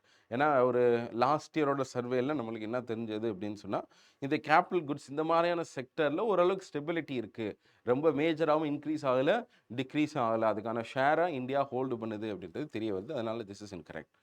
Increase in consumer goods and intermediate goods, intermediate குட்ஸும் கன்சியூமர் குட்ஸும் பயங்கரமாக இந்தியாவிலேருந்து export ஆயிருக்கா அப்படின்னா அதுவும் இன்கரெக்ட். சரி, அதனால் first and two both are incorrect. இந்த ரெண்டு ட்ரெண்டுமே கரெக்டுன்னு நம்மளால் சொல்ல முடியாது லாஸ்ட் இயரோட பேசிஸில். Foreign trade policy of 2023. சரி, இந்த ட்ரேட் பாலிசின்றது எதுக்காக ரொம்ப ஒரு சிக்னிஃபிகண்ட் அப்படின்னு சொன்னால், ஏன்னா இந்த ட்ரேட் பாலிசியில் என்ன இல்லைன்னா எண்டுன்றதே கிடையாது. We don't have particular time line, இது இந்த வருஷத்துலேருந்து இந்த வருஷம் தான் அப்படின்றதெல்லாம் இல்லை. பெரும்பாலும் இதுக்கு முன்னாடி வந்த ட்ரேட் பாலிசிலாம் ஒரு குறிப்பிட்ட டைம் இருக்கும். ஸோ 20லேருந்து 21லேருந்து 25 அப்படின்னு தான் இருந்திருக்கணும் அடுத்த trade policy. Foreign trade policy இதுக்கு முன்னாடி 2015 to 2020 அந்த ட்ரேட் பாலிசி இருந்துச்சு. ஸோ அந்த ட்ரேட் பாலிசிக்குள்ளே எப்படி ஒரு 5 இயர் பிளான் வச்சுருக்கிறோமோ அதே மாதிரி ட்ரேட் பாலிசின்றது ஒரு 5 இயருக்கு ஒரு தடவை ரிவைஸ் பண்ணிக்கிட்டே இருந்தோம். ஆனால் 2023 வந்து இந்த ஃபாரின் ட்ரேட் பாலிசி என்ன பண்ணுதுன்னா, இந்த மாதிரி இல்லாமல் ஒரு லாங் டேர்மில் ஒரு விஷன் வச்சு அதுக்காக ட்ரேட் பாலிசிஸ் எல்லாம் சூட்டபுளாக நம்ம அலைன் பண்ணணும் அப்படின்றதுக்காக விதவுட் ஹேவிங் ஒரு டைம் லைன் இந்த பாலிசியை நம்ம கொண்டு வந்திருக்கோம். அஃப்கோர்ஸ் டார்கெட்ஸ்லாம் இருக்குது, ஆனால் இவ்வளோ வருஷத்துக்கு மட்டும்தான் இந்த பாலிசி இருக்கும், அதுக்கப்புறம் மறுபடியும் சேஞ்ச் பண்ணும் அப்படின்னு இல்லை. ஒரு continuity in policies and vision இருக்கணும் அப்படின்றதுக்காக இந்த ஃபாரின் ட்ரேட் பாலிசி 2023 லான்ச் பண்ணோம். இது எதெல்லாம் ஃபோக்கஸ் பண்ணுது அப்படின்றது தான் கொஸ்டின். சிஏபிஎஃப்ல கேட்ட question. Export promotion through collaboration, yes. Ease of doing business, சரி, ஈஸ் ஆஃப் டூயிங் பிஸ்னஸை இம்ப்ரூவ் பண்ணால் தானே எக்ஸ்போர்ட்ஸ் எல்லாமே பெட்டர் ஆகும், அப்போ தானே ஃபாரின் ட்ரேடுன்றது இன்னும் கொஞ்சம் ஸ்டெபிலைஸ் ஆகும் இந்தியாவில். ஸோ அதுவும் கரெக்ட் தான். எமர்ஜிங் ஏரியாஸ், ஸ்ட்ரீம் லைனிங் த ஸ்கோமெட் பாலிசி. ஸோ இது என்ன அப்படின்னு சொன்னால், special chemicals, organisms, materials and technological equipments அப்படின்னு சொல்லுவாங்க. ஸோ இந்த மாதிரியான ஏரியாஸ்க்குன்னு தனியாக ஒரு பாலிசி. அது லார்ஜரான ஒரு விஷயம் இருக்குது. ஆனால் எமர்ஜிங் ஏரியாஸுக்குன்னு தனியாக ஒரு trade policies, sub trade policies இருக்கணும். ஸோ அதான் இந்த ஸ்கோமெட் பாலிசின்னு சொல்லுவாங்க. ஸோ எமர்ஜிங் ஏரியாஸையும் ஃபோக்கஸ் பண்ணணுன்றது is one of the pillars of this foreign trade policy. So 1, 2, 3 இது எல்லாமே கரெக்ட். எது இன்கரெக்ட்னா என்லார்ஜிங் தி எம்எஃப்என். எல்லாருக்குமே எந்தெந்த கண்ட்ரிலாம் நம்மளுக்கு இன்னும் எம்எஃப்என் கேட்டகரியில் வரலையோ அவங்க எல்லாத்துக்குமே இந்த மோஸ்ட் ஃபேவர்ட் நேஷன் அப்படின்ற ஒரு டேக் கொடுக்கணும் அப்படின்ற மாதிரி சொல்லிட்டு இருக்குது. That's an incorrect statement. So அது இதில் நம்ம பேசலை. சரியா? 1, 2 and 3. அடுத்த ட்ரெண்ட் பேஸ்ட் கொஸ்டின் பாருங்க. Value of India Sri Lanka trade has consistently increase in the last decade. அப்படி சொல்ல முடியுமா? கன்சிஸ்டன்ட்லி இன்க்ரீஸ் தான், ஒரு வருஷமாகவே இன்க்ரீஸ் ஆகுது அப்படின்னு சொல்லி 2020 கேட்டுருக்காங்க. சரி, அப்போ தான் நம்ம ஸ்ரீலங்காவுக்கு ஆல்ரெடி இந்த மாதிரி ஃபினான்ஷியல் இன்ஸ்டெபிலிட்டி வந்துச்சு, எக்கனாமிக் ரிசெஷன் வந்துச்சு, பொலிட்டிக்கல் இன்ஸ்டெபிலிட்டிஸ் உருவாச்சு. ஸோ நிறைய ப்ராப்ளம்ஸ்குள்ளே இந்த ஸ்ரீலங்கா போயிட்டு இருந்தது. So being one of the strongest economies in the South Asian கண்ட்ரியிலேருந்து it had actually lost it status. சரியா? கொஞ்சம் கொஞ்சமாக அது எக்கனாமிக் பேராமீட்டர்ஸில் பெட்டராக இருந்தாலுமே எக்கனாமிக் க்ரோத்தோ அந்த மாதிரியான சைக்கிள்ஸில் பெருசாக பெர்ஃபார்ம் ஆகலை. அதனால் அவங்கள்ட்ட இருக்கக்கூடிய ட்ரேட் பயங்கரமாக இந்தியாவில் இன்க்ரீஸ் ஆகிட்டு இருக்கு அப்படின்னு சொல்கிறது ஒரு இன்கரெக்ட் ஸ்டேட்மெண்ட். ஸோ அதனால் தேட் இஸ் இன்கரெக்ட். ஸோ ஒன்று நீங்கள் ரிமூவ் பண்ணிங்கன்னா உங்களுக்கு 2 விஷயம் வருதுங்க. ஸோ கன்சிஸ்டன்ட்லி இன்க்ரீஸ்ன்றது மூவ் பண்ணியாச்சு. இப்போ பாருங்கள், textile and textile articles constitutes an important item of trade between India and Bangladesh. எது கரெக்டாக இருக்கணும், எதா ஒன்று தான் கரெக்டாக இருக்கணும். சரியா? இதில் ஸோ பங்களாதேஷ்க்கும் இந்தியாவுக்கும் டெக்ஸ்டைல் ஆர்டிகல்ஸ்ன்றது ஒரு ட்ரேட் ஐட்டமாக இருக்குது. அடுத்து லாஸ்ட் 5 இயர்ஸில் நேபாள் தான் இந்தியாவிலேயே சவுத் ஏஷியாவில் லார்ஜஸ்ட் பார்ட்னர் அப்படின்னு சொல்கிறாங்க. இப்போ ரெண்டில் ஏதாவது ஒன்று தப்பு. பங்களாதேஷுக்கு ஒரு முக்கியமான ஒரு ட்ரேடுன்றதில் எக்ஸ்போர்ட்டில் அவங்க ஒரு பெரிய ஒரு டாமினன்ஸையும் கொஞ்சம் கொஞ்சமாக இந்தியாவோட குளோபல் ஷேரையும் டிஸ்டர்ப் பண்ணுற மாதிரி அவங்க இந்த டெக்ஸ்டைல் இண்டஸ்ட்ரியில் வளர்ந்துட்டு வர்றாங்க. சரியா? ஸோ அது ஒரு fact. At the same time இந்தியாவிலேருந்து ரா மெட்டீரியல்ஸ் அங்கே போகிறதும் அங்கேருந்து சில மெட்டீரியல்ஸ் இங்கே வர்றதும் that is also happening. So textile ரிலேட்டடான ட்ரேட் வந்து நம்மளுக்கு பங்களாதேஷ்க்கு நடக்குதா அப்படின்னு சொன்னால் yes, that is happening. In fact பங்களாதேஷ்லேருந்து நிறையா ஃபினிஷ்டு டெக்ஸ்டைல்ஸ் நம்ம இந்தியாவுக்குள்ளே நம்ம இம்போர்ட் பண்ணுற மாதிரியும் பார்க்குறோம். சரி, அதனால் செகண்ட் ஸ்டேட்மெண்ட் கரெக்ட். அப்போ எது இன்கரெக்ட்? இதுதான் incorrect. So Nepal has been the largest trading பார்ட்னர்னா அது கிடையாது. பங்களாதேஷ் தான் largest trading partner. Nepal is not the largest trading partner. So answer will be 2 only. If India enters 2024 சிடிஎஸ்ல கேட்டிருக்காங்க ஒரு free trade agreement with other nations. India last few இயர்ஸாக நிறையா கண்ட்ரீஸோட ஃப்ரீ ட்ரேட் அக்ரிமெண்ட் நம்ம சைன் பண்ணிட்டு தான் இருக்கோம். இந்த ஆஸ்பெக்டையும் நீங்கள் படிக்கணும். இதை வந்து இதுக்குள்ளே நம்ம கொஸ்டின்ஸ்குள்ளே டிஸ்கஸ் பண்ணல. பட் ஐஆர் ரிலேட்டடான டாபிக்ஸை நீங்கள் உங்கள் ப்ரிலிம்ஸ்க்காக ஃபோக்கஸ் பண்ணுறப்ப இந்த எஃப்டிஏ ரிலேட்டடான டாபிக்ஸ், எஃப்டிஏ எந்தெந்த கண்ட்ரியோட போட்டிருக்கோம், அதுக்கான பேர் என்ன அப்படின்றதையும் நீங்கள் கண்டிப்பாக நோட் பண்ணி படிக்கணும். சரியா? இசிடின்றது எதுக்கு வருது, டிஇசி என்ற அந்த வார்த்தை, அந்த கைண்ட் ஆஃப் அக்ரிமெண்ட் எந்த கண்ட்ரியோட பயன்படுத்துகிறோம். ஸோ இந்த மாதிரியான வார்த்தைகளை நீங்கள் கொஞ்சம் நல்லா கவனமாக படிங்க. யூபிஎஸ்சியில் இந்த மாதிரி கொஸ்டின்ஸும் வர்றதுக்கு வாய்ப்புகள் இருக்குது. ஸோ அடுத்து ஃப்ரீ ட்ரேட் அக்ரிமெண்ட் நம்ம போடுறோம் கண்ட்ரீஸோட அப்படின்னா it depends upon which of the following. எதெல்லாம் டிபெண்ட் பண்ணி இந்த ஃப்ரீ ட்ரேட் அக்ரிமெண்ட் இருக்கும்? க்ரோத் ஆஃப் எக்ஸ்போர்ட்ஸ், எவ்வளோ தூரம் ரிடக்ஷன் பண்ணியிருக்கோம் as against the MFN tariff. இப்போ எம்எஃப்என் டேரிஃப்னா என்ன? மோஸ்ட் ஃபேவர்ட் நேஷன்றது உங்களுக்கு பிடிச்ச ஒரு கண்ட்ரிக்கு மோஸ்ட் ஃபேவர்ட் நேஷன் அப்படின்னா இது வந்து நம்ம ஃபேவர் பண்ணுறோம். சரியா? ரொம்ப எக்ஸ்ட்ராவாகவும் நம்ம என்ன பண்ணல, அவங்களுக்கு எந்த பெனிஃபிட்டும் கொடுக்கல. But these are favourable to India. So most favoured nation அப்படின்ற ஒரு நேஷனுக்கு நீங்கள் என்ன டேரிஃப் லைன்ஸ் கொடுப்பீங்களோ, what kind of trade terms நீங்கள் போடுவீங்களோ அவங்க கூட, அதை தான் நீங்கள் எல்லா கண்ட்ரீஸோடையும் எக்ஸ்டெண்ட் பண்ணணும் அப்படின்றது தான் இந்த டபிள்யூடிஓட ஒரு ஃபவுண்டேஷனல் பிரின்சிபல். அப்போ டபிள்யூடிஓன்றது ட்ரேடு வந்து 2 கண்ட்ரீஸ்க்கு இடையில் ஃப்ரீயாக நடக்கணுன்றது தானே. அப்போ எப்போ அந்த 2 கண்ட்ரிக்கு இடையில் ஃப்ரீ ட்ரேடு நடக்கும்னா ஒரு கண்ட்ரி இன்னொரு கண்ட்ரியை நான் டிஸ்கிரிமினேட்டரியாக ட்ரீட் பண்ணாத அது நடக்கும். ஸோ அதை அவங்க எப்படி அச்சீவ் பண்ணுறாங்கன்னா மோஸ்ட் ஃபேவர்ட் நேஷன் பிரின்சிபல் அப்படின்னு சொல்லுவாங்க. சரி, அப்போ மோஸ்ட் ஃபேவர்ட் நேஷன்றது அந்த வார்த்தையை சில கண்ட்ரிஸ் எல்லாம் இந்தியாவுக்கு மோஸ்ட் ஃபேவர்ட் நேஷன் அப்படின்னு சொல்கிறோம். மோஸ்ட் ஃபேவர்ட் நேஷன்னா அப்போ எல்லா கண்ட்ரியும் ஒரே மாதிரி ட்ரீட் பண்ணுமா? நான் டிஸ்கிரிமினேட்டரி கரெக்டு. ஆனால் என்ன பண்ணக்கூடாதுன்னா, இதை விட கீழே, அதாவது மோஸ்ட் ஃபேவர்ட் நேஷன்ஸ்க்கு ஒரு ட்ரீட்மெண்ட் கொடுக்குறோம்ல, அதை விட இன்னும் பெட்டர் ட்ரீட்மெண்ட் கூட நம்ம கொடுக்கலாம் இன் சர்டன் ஆஸ்பெக்ட்ஸ். அது எந்த ஆஸ்பெக்ட்னா, எஃப்டிஏ பண்ணுறோம், பைலேட்ரல் அக்ரிமெண்ட்ஸ் போடுறோம். ஸோ அந்த மாதிரி 2 கண்ட்ரி அக்ரி பண்ணால் சாவரின் நேஷன்ஸ் அவங்களுக்குள்ள சில இப்போ இந்த மாதிரி ஒப்பந்தம் போட்டுக்கலாம். But it should be considered as a separate agreement. பொதுவாக சரி, எந்த அக்ரிமெண்ட்டும் நம்மளுக்குள்ளே போடாமல், எனக்கு இந்த கண்ட்ரியை விட இந்த கண்ட்ரி தான் பிடிச்சிருக்குன்னு சொல்லிட்டு இவங்களுக்கு வேறு மாதிரியான ட்ரேடு டேர்ம்ஸும் உங்களுக்கு வேறு மாதிரியான ட்ரேட் டேர்ம்ஸும் கொடுக்கக்கூடாது. சரி, இதுதான் வந்து எம்எஃப்என் அப்படின்ற condition. Extent of tariff reduction versus, அதாவது இவ்வளோ நாள் நீங்கள் வந்து நம்ம 2 பேரும் ஒப்பந்தம்லாம் போடலை. அப்போது எந்த மோஸ்ட் ஃபேவர்ட் நேஷனுக்கு என்ன டேரிஃப் கொடுத்தீங்களோ அதுதானே நம்மளுக்கும் கொடுத்துட்டு இருந்திருப்போம். அந்த டேரிஃபை விட, அந்த டியூட்டிஸை விட, நம்ம ஃப்ரீ ட்ரேட் அக்ரிமெண்ட்டில் நம்ம ஒப்பந்தம் போட்டதுக்கு இருக்கக்கூடிய அக்ரிமெண்ட்டும் அந்த ட்ரேடும் இன்னும் கம்மியாக இருக்குன்னு வைங்கவேன். டேரிஃப் ரிடக்ஷன் இன்னும் பெட்டராக இருந்தால் கண்டிப்பாக எக்ஸ்போர்ட்ஸ் கூடுறதுக்கு வாய்ப்புகள் இருக்குது. ஸோ அது கரெக்டான ஸ்டேட்மெண்ட்டா? ரைட். அப்போ நம்ம வந்து இயூவோட என்ன பண்ணியிருக்கோம், யூரோப்பியன் யூனியனோட ஃப்ரீ ட்ரேட் அக்ரிமெண்ட் சைன் பண்ணியிருக்கோம். ஸோ இந்த மாதிரியான அக்ரிமெண்ட்டை சைன் பண்ணுறப்ப அவங்க நம்மளுக்கு என்ன பண்ணுறாங்க, நிறையா டேரிஃப் லைன்ஸை ரெடியூஸ் பண்ணியிருக்காங்க. அதனால கண்டிப்பாக எக்ஸ்போர்ட் பூஸ்ட் ஆகிறதுக்கு வாய்ப்புகள் இருக்குது. Fine. Extent of relaxation in terms of the rules of origin. அது ஃப்ரீ ட்ரேட் அக்ரிமெண்ட்டில் ரூல்ஸ் ஆஃப் ஆரிஜின் அப்படின்றது எந்த விதத்துலையும் தடையாக இல்லை அப்படின்னு வச்சுப்போமே. சரியா, ரிலாக்ஸேஷன் பண்ணுறோம் அப்படின்னா இந்தியா மூலமாக வேற ஒரு கண்ட்ரி வழியாக போயும் போகலாம். எக்ஸாம்பிள், பங்களாதேஷும் அல்லது ஸ்ரீலங்காவும் ஜெர்மனி என்ன பண்ணுறாங்க, ஒரு ஃப்ரீ ட்ரேட் அக்ரிமெண்ட் போடுறாங்கன்னு வச்சுப்போம். ஆனால் நம்மளும் ஜெர்மனியும் ஃப்ரீ ட்ரேட் அக்ரிமெண்ட் போடல. இப்போ இந்த 2 கண்ட்ரீஸும் அஃப்கோர்ஸ் எக்ஸாம்பிளுக்காக சொல்கிறேன், ஜெர்மனி வந்து இயூவில் வந்துடுது.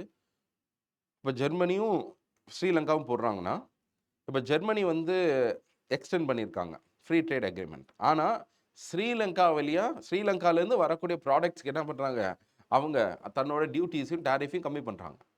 ஸ்ரீலங்காவுக்கு அந்த பொருள் எப்படி வருதுன்னா, இந்தியா வழியாக போகுது. அப்போ ஆரிஜின் எங்கே, இந்தியா வழியா. இப்போ ரூல்ஸ் ஆஃப் ஆரிஜின் ரொம்ப ஸ்ட்ரிக்டாக இருக்குன்னு வச்சுப்போம். கண்டிப்பாக 2 கண்ட்ரிக்கு இடையில் ட்ரேட் நடக்குதுன்னா ஆரிஜின் கண்டிப்பாக இந்த கண்ட்ரிலேருந்து தான் வரணும் அப்படின்னு நம்ம ஸ்பெசிஃபை பண்ணிட்டா, தென் இந்தியாவுக்கோ எந்த கண்ட்ரிக்கோ பெரிய லெவலில் அதோட எக்ஸ்போர்ட் பூஸ்ட் இல்லாமல் கூட இருக்கலாம்ல. So rules extent of the relaxation in terms of the rules of origin, அதுவும் ஒரு வாய்ப்பு இருக்குது. Extent of the relaxation of the sanitary and phyto sanitary measures. ஆமாம், சரியா. ஸோ இதெல்லாம் என்னென்னா கண்டிஷன்ஸ், இல்லை ஸ்டாண்டர்ட்ஸ் போடுவாங்க ஹைஜின்காகவும் ப்ளஸ் குவாலிட்டியை மெஷர் பண்ணுறதுக்காக sanitary and phyto sanitary measures போடுவாங்க. இந்த மெஷர்ஸ்ன்றதை நம்ம ரிலாக்ஸ் பண்ணுறோன்னா இந்தியாவிலேருந்து எக்ஸ்போர்ட் பண்ணுறவங்க பெரிய லெவலில் ஸ்ட்ரிஞ்சண்ட்டான சில பாலிசிஸுக்கு கீழே கம்ப்ளை பண்ண வேண்டிய அவசியம் கிடையாது. சரி, ஓரளவுக்கு குவாலிட்டி நார்ம்ஸ்க்குள்ளே வந்தால் போதும், அவங்களால எக்ஸ்போர்ட் பண்ணிட முடியும். ஸோ அதனால் அதுவும் கரெக்ட் தான். இன்ஃப்ராஸ்ட்ரக்சர் எந்த அளவுக்கு இருக்கோ அதுதானே. நம்ம ஃப்ரீ ட்ரேட் அக்ரிமெண்ட் மட்டும் சைன் பண்ணிக்கிட்டே இருந்தால் எக்ஸ்போர்ட் பூஸ்ட் ஆயிருமா? இல்லை. So that also is come. Income in the nations in which India enters in the FTA. FTA agree பண்ணுறோம், ஒரு ஆஃப்ரிக்காவில் இருக்கக்கூடிய ஒரு புவர் கண்ட்ரியோட நம்ம எஃப்டிஏ சைன் பண்ணால், நம்ம என்ன தான் அந்த மார்க்கெட்டை டேப் பண்ணாலுமே அங்கே பெருசாக இன்கம் இல்லையே, டொமஸ்டிக் ப்ரொடக்ஷன் இல்லை, டொமஸ்டிக் டிமாண்டே இல்லை. அப்போ நம்ம பொருளுக்கான டிமாண்ட் மட்டும் எந்த அளவுக்கு இன்க்ரீஸ் ஆகிட போகுது. So that also plays a crucial role. அப்போ இது எல்லாமே என்ன பண்ணுது, ஒரு ரோலை ப்ளே பண்ணுது. So 1, 2, 3, 4 and 5, everything can influence how much we export once an FTA is signed between countries. Trade related investment measures, TRIMS அப்படின்னு சொல்லுவாங்க. இந்த TRIMS என்ன அப்படின்னு சொன்னால், இந்த அக்ரிமெண்ட் வந்ததுக்கு அப்புறம் தான். ஸோ இது வந்து ஒரு one of the pillars of the WTO agreement. Trade related investment measures அப்படின்னு சொல்லுவாங்க. இந்த வார்த்தையிலே உங்களுக்கு தெரியும். இது என்னன்னா, இன்வெஸ்ட்மெண்ட் ரிலேட்டடான மெஷர்ஸ் தான் நம்ம பண்ணுறோம். ஆனால் அது வந்து ட்ரேடை அஃபெக்ட் பண்ணுற மாதிரி இருந்ததுன்னா, தென் அந்த மாதிரி மெஷர்ஸ் எந்த அளவுக்கு அலோவ் பண்ணணும், எதை டிஸ்அலோவ் பண்ணணும் அப்படின்னு WTOவில் ஒரு ப்ராடர் அக்ரிமெண்ட்டை கொண்டு வர்றாங்க. அதுதான் வந்து 1995 WTOன்றது ஒரு எஃபெக்ட்குள்ளே வர்றப்ப, அப்படி ஒரு ஆர்கனைசேஷன் வர்றப்ப, one of the first pillars of the agreements between country was the TRIMS agreement. சரியா. ஸோ இந்த ட்ரிம்ஸும் கேட்ஸ்ன்னு சொல்லுவாங்க, general agreement of trade and services, GATS. இதுக்கு முன்னாடி GATTன்னு இருந்துச்சுன்னா, அந்த GATTயோட ஃபர்தரான ஒரு ஸ்கோப் தான் GATS, GAT, இந்த ட்ரிம்ஸ் அக்ரிமெண்ட்னு சொல்லுவாங்க. ஸோ இந்த ட்ரிம்ஸ் அக்ரிமெண்ட்டில் இன்வெஸ்ட்மெண்ட், சரியா, எந்த மாதிரி இன்வெஸ்ட்மெண்ட்ஸ்லாம் அலவுட் அப்படின்னா, quantitative restriction of import by foreign investors are prohibited. அதாவது ஃபாரின் இன்வெஸ்டர் வந்து உள்ள வர்றாங்க, சரியா, ட்ரேட் பண்றதுக்காக இன்வெஸ்ட்மெண்ட் தான் உள்ள கொண்டு வந்துட்டாங்க. அந்த ஃபாரின் இன்வெஸ்டர் இனி என்ன பண்ணக்கூடாது, வெளிநாட்டிலேருந்து எந்த பொருளும் வாங்கக்கூடாது, இந்தியாவில் இருந்து மட்டும்தான் பொருள் வாங்கணும் அப்படின்னு லோக்கல் கண்டிஷன்ஸோ லோக்கல் கண்டென்ட் ரெக்குயர்மெண்ட் மாதிரியான ஒரு ஸ்டாண்டர்டை போட்டால் இது ஒரு இன்வெஸ்ட்மெண்ட் ரிலேட்டடான மெஷர் தான். ஆனால் இந்த இன்வெஸ்ட்மெண்ட் ரிலேட்டடான மெஷர் என்ன பண்ணுது, ட்ரேட் அஃபெக்ட் பண்ணுதா? அப்போ இந்தியாவில் நம்ம எஃப்டிஐ உள்ளே வரலாம், ஆனால் அந்த எஃப்டிஐ வர்றப்ப நீங்கள் வெளிநாட்டிலேருந்து எந்த பொருளையும் வாங்கக்கூடாது அப்படின்னு சொன்னால் நம்ம ட்ரேடை தடை பண்ணுறோம் தானே. ஸோ அதுதான் WTO என்ன சொல்கிறாங்கன்னா, ட்ரேட் ரிலேட்டடாக இருக்கக்கூடிய எல்லா பேரியர்ஸையும் ரிமூவ் பண்ணும். அப்போ ட்ரிம்ஸ் அக்ரிமெண்ட்டில் இன்வெஸ்ட்மெண்ட் மெஷர்ஸ், இன்வெஸ்ட்மெண்ட்டுக்காக நம்ம என்னென்னலாம் மெஷர்ஸ் கொண்டு வரோமோ அதை ட்ரேட் ரிலேட்டடான ஆஸ்பெக்ட்ஸை ஹர்ட் பண்ணுற மாதிரி இருந்தால் அதை நம்ம பண்ணக்கூடாது அப்படின்றதுக்கான ஒரு அக்ரிமெண்ட் தான் இந்த trims agreement. Quantitative restrictions on imports are prohibited. Yes, சரியா, that is correct. 2, they apply to investment measures related to trade in both goods and services. அதாவது இன்வெஸ்ட்மெண்ட் மெஷர்ஸ்ன்ற ட்ரேட் மட்டும் இல்லை, குட்ஸ் மட்டும் இல்லை, சர்வீசஸ் ரிலேட்டடான இன்வெஸ்ட்மெண்ட் மெஷர்ஸ்லையும் நம்ம இதை கொண்டு வரலாமானா நோ, இட் டஸ் நாட். சரி, அப்போ ட்ரிம்ஸ்ன்றது என்னன்னா, it is purely related to goods, not services. இந்த ஸ்டேட்மெண்ட்டில் இதுதான் கரெக்ட் இன்கரெக்ட் நீங்கள் ஐடென்டிஃபை பண்ணிங்கன்னா உங்களுக்கு ஆன்சர் வந்துடும். So 1 and 3 they are not concern with regulation of foreign investment. இதில் வந்து என்னென்னா, ஸ்டேட்மெண்ட்டை படிச்சுட்டு அதுக்கப்புறம் நம்ம சரியான புரிதல் இல்லாமல் தேர்ட் ஸ்டேட்மெண்ட்டை படிக்கிறோன்னு வைங்க, கொஸ்டினை படிச்சுட்டு. இப்போ ட்ரிம்ஸ்ன்றது இன்வெஸ்ட்மெண்ட் ரிலேட்டடான மெஷர், அது எப்படி வந்து ரெகுலேஷன் ஆஃப் ஃபாரின் இன்வெஸ்ட்மெண்ட்டோட கன்சர்ன்டாக இல்லாமல் இருக்குன்னா, ஃபாரின் இன்வெஸ்ட்மெண்ட்டை எப்படி ரெகுலேட் பண்ணணும், அதை எப்படி உள்ளே கொண்டு வரணுன்றதெல்லாம் நீங்கள் பண்ணிக்கோங்க. ஆனால் இன்வெஸ்ட்மெண்ட்ஸை கொண்டு வர்றதில் என்ன மாதிரி விஷயங்களை மட்டும் பண்ணக்கூடாது, ட்ரேட் ரிலேட்டடான ஆஸ்பெக்ட்ஸை டச் பண்ணுற மாதிரி இன்வெஸ்ட்மெண்ட் மெஷர்ஸ் எடுக்கக்கூடாது. ஓகே, ஸோ அதுதான் correct. So 1 and 3 is correct. WTO has ratified the trade facilitation agreement of the WTO. Correct. சரி, இந்த ட்ரேட் ஃபெசிலிட்டேஷன் அக்ரிமெண்ட் அப்படின்றது என்ன அப்படின்னு சொன்னால், இருக்கக்கூடிய ட்ரேட் ரிலேட்டடாக இருக்கக்கூடிய இன்னும் ஃபர்தர் பேரியர்ஸை உடைக்கணும் அப்படின்றதுக்காகவும், ப்ளஸ் இந்த customs, modernisation of logistics, entry of goods, exit of goods, இதில் ஒரு ஹார்மனைசேஷன் இருக்கணும். இப்போ நம்ம வந்து ஒரு பொருளை வந்து வெளிநாட்டுக்கு அனுப்புகிறோம், வெளிநாட்டிலேருந்து ஒரு பொருள் வாங்குறோன்னா அந்த எக்ஸ்போர்ட் இம்போர்ட்ஸ்க்கெலாம் ஹார்மனைஸ் சிஸ்டம் ஆஃப் இதுன்னு சொல்லிட்டு HSN கோடுன்னு ஒன்று இருக்கும். சரி, அது என்னென்னா ஒரு ப்ராடக்ட்டுக்கும் இதுதான் நம்பர், ஒரு ஐடென்டிஃபையர் நம்பர் வச்சுருப்பாங்க. ஸோ இந்த மாதிரி எல்லா கண்ட்ரிஸும் என்ன பண்ணணும், யூனிஃபார்மான ஸ்டாண்டர்ட்ஸ் அடாப்ட் பண்ணணும்.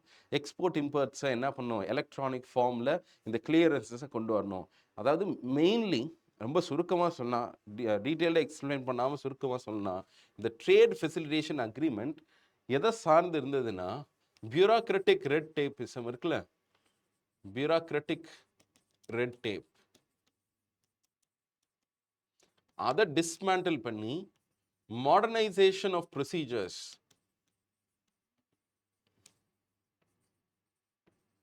அது பண்ணால் ட்ரேட் ஃபெசிலிட்டேட் ஆகும். அது எப்படி பண்ணலாம், எப்படி அக்ரி பண்ணலாம், எப்படி ஹார்மனைஸ் பண்ணலாம் அப்படின்றதுக்கான அந்த அக்ரிமெண்ட் தான் அந்த ட்ரேட் ஃபெசிலிட்டேஷன் அக்ரிமெண்ட்ன்றது. இது 2013 Bali ministerial of rounds of டாக்ஸ்ன்னு சொல்லுவாங்க.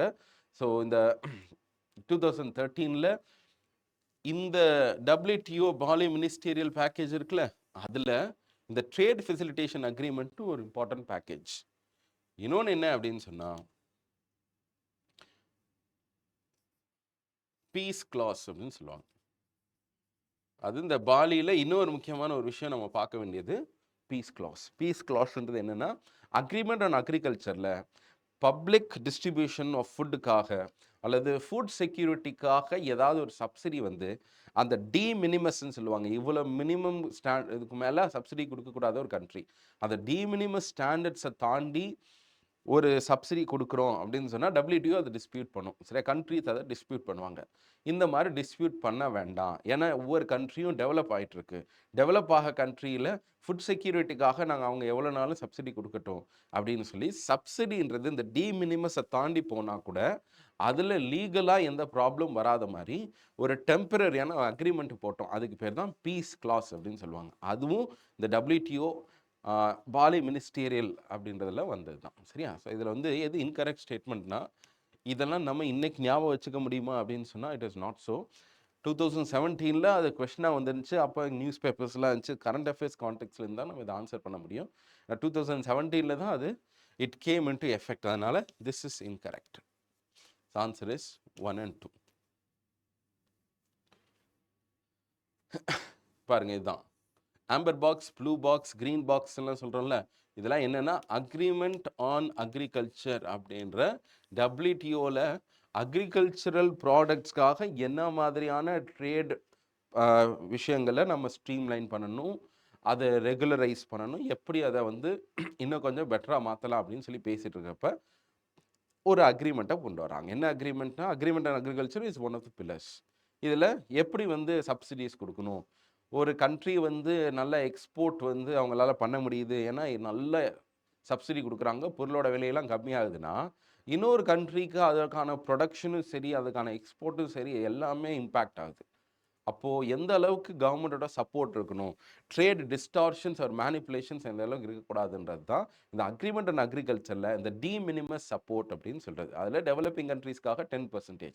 அப்போ எந்தெந்த சப்போர்ட்லாம் இந்தந்த மாதிரியான நேச்சரில் வருது அப்படின்றது தெரிஞ்சுக்கிறதுக்காக இந்த மினிமஸ் சப்போர்ட்டை எந்த அளவுக்கு ப்ரீச் ஆகுதா இல்லையான்னு பார்க்குறதுக்கு அந்த சப்போர்ட் எல்லாமே பாக்ஸஸில் நம்ம வந்து அரேஞ்ச் பண்ணணும். அந்த பாக்ஸ் தான் Amber box, green box and blue box subsidies அப்படின்னு சொல்லுவாங்க. ஸோ க்ரீன் பாக்ஸ் சப்சிடின்றது அந்த சப்சிடியில் கவர்மெண்ட்டோட ஏதாவது ஒரு இன்டர்வென்ஷன் இந்த மார்க்கெட்டில் கவர்மெண்ட் வந்து இந்த மாதிரி ஒரு சப்போர்ட் கொடுக்குறாங்க. இப்படி ஒரு சப்போர்ட் வந்து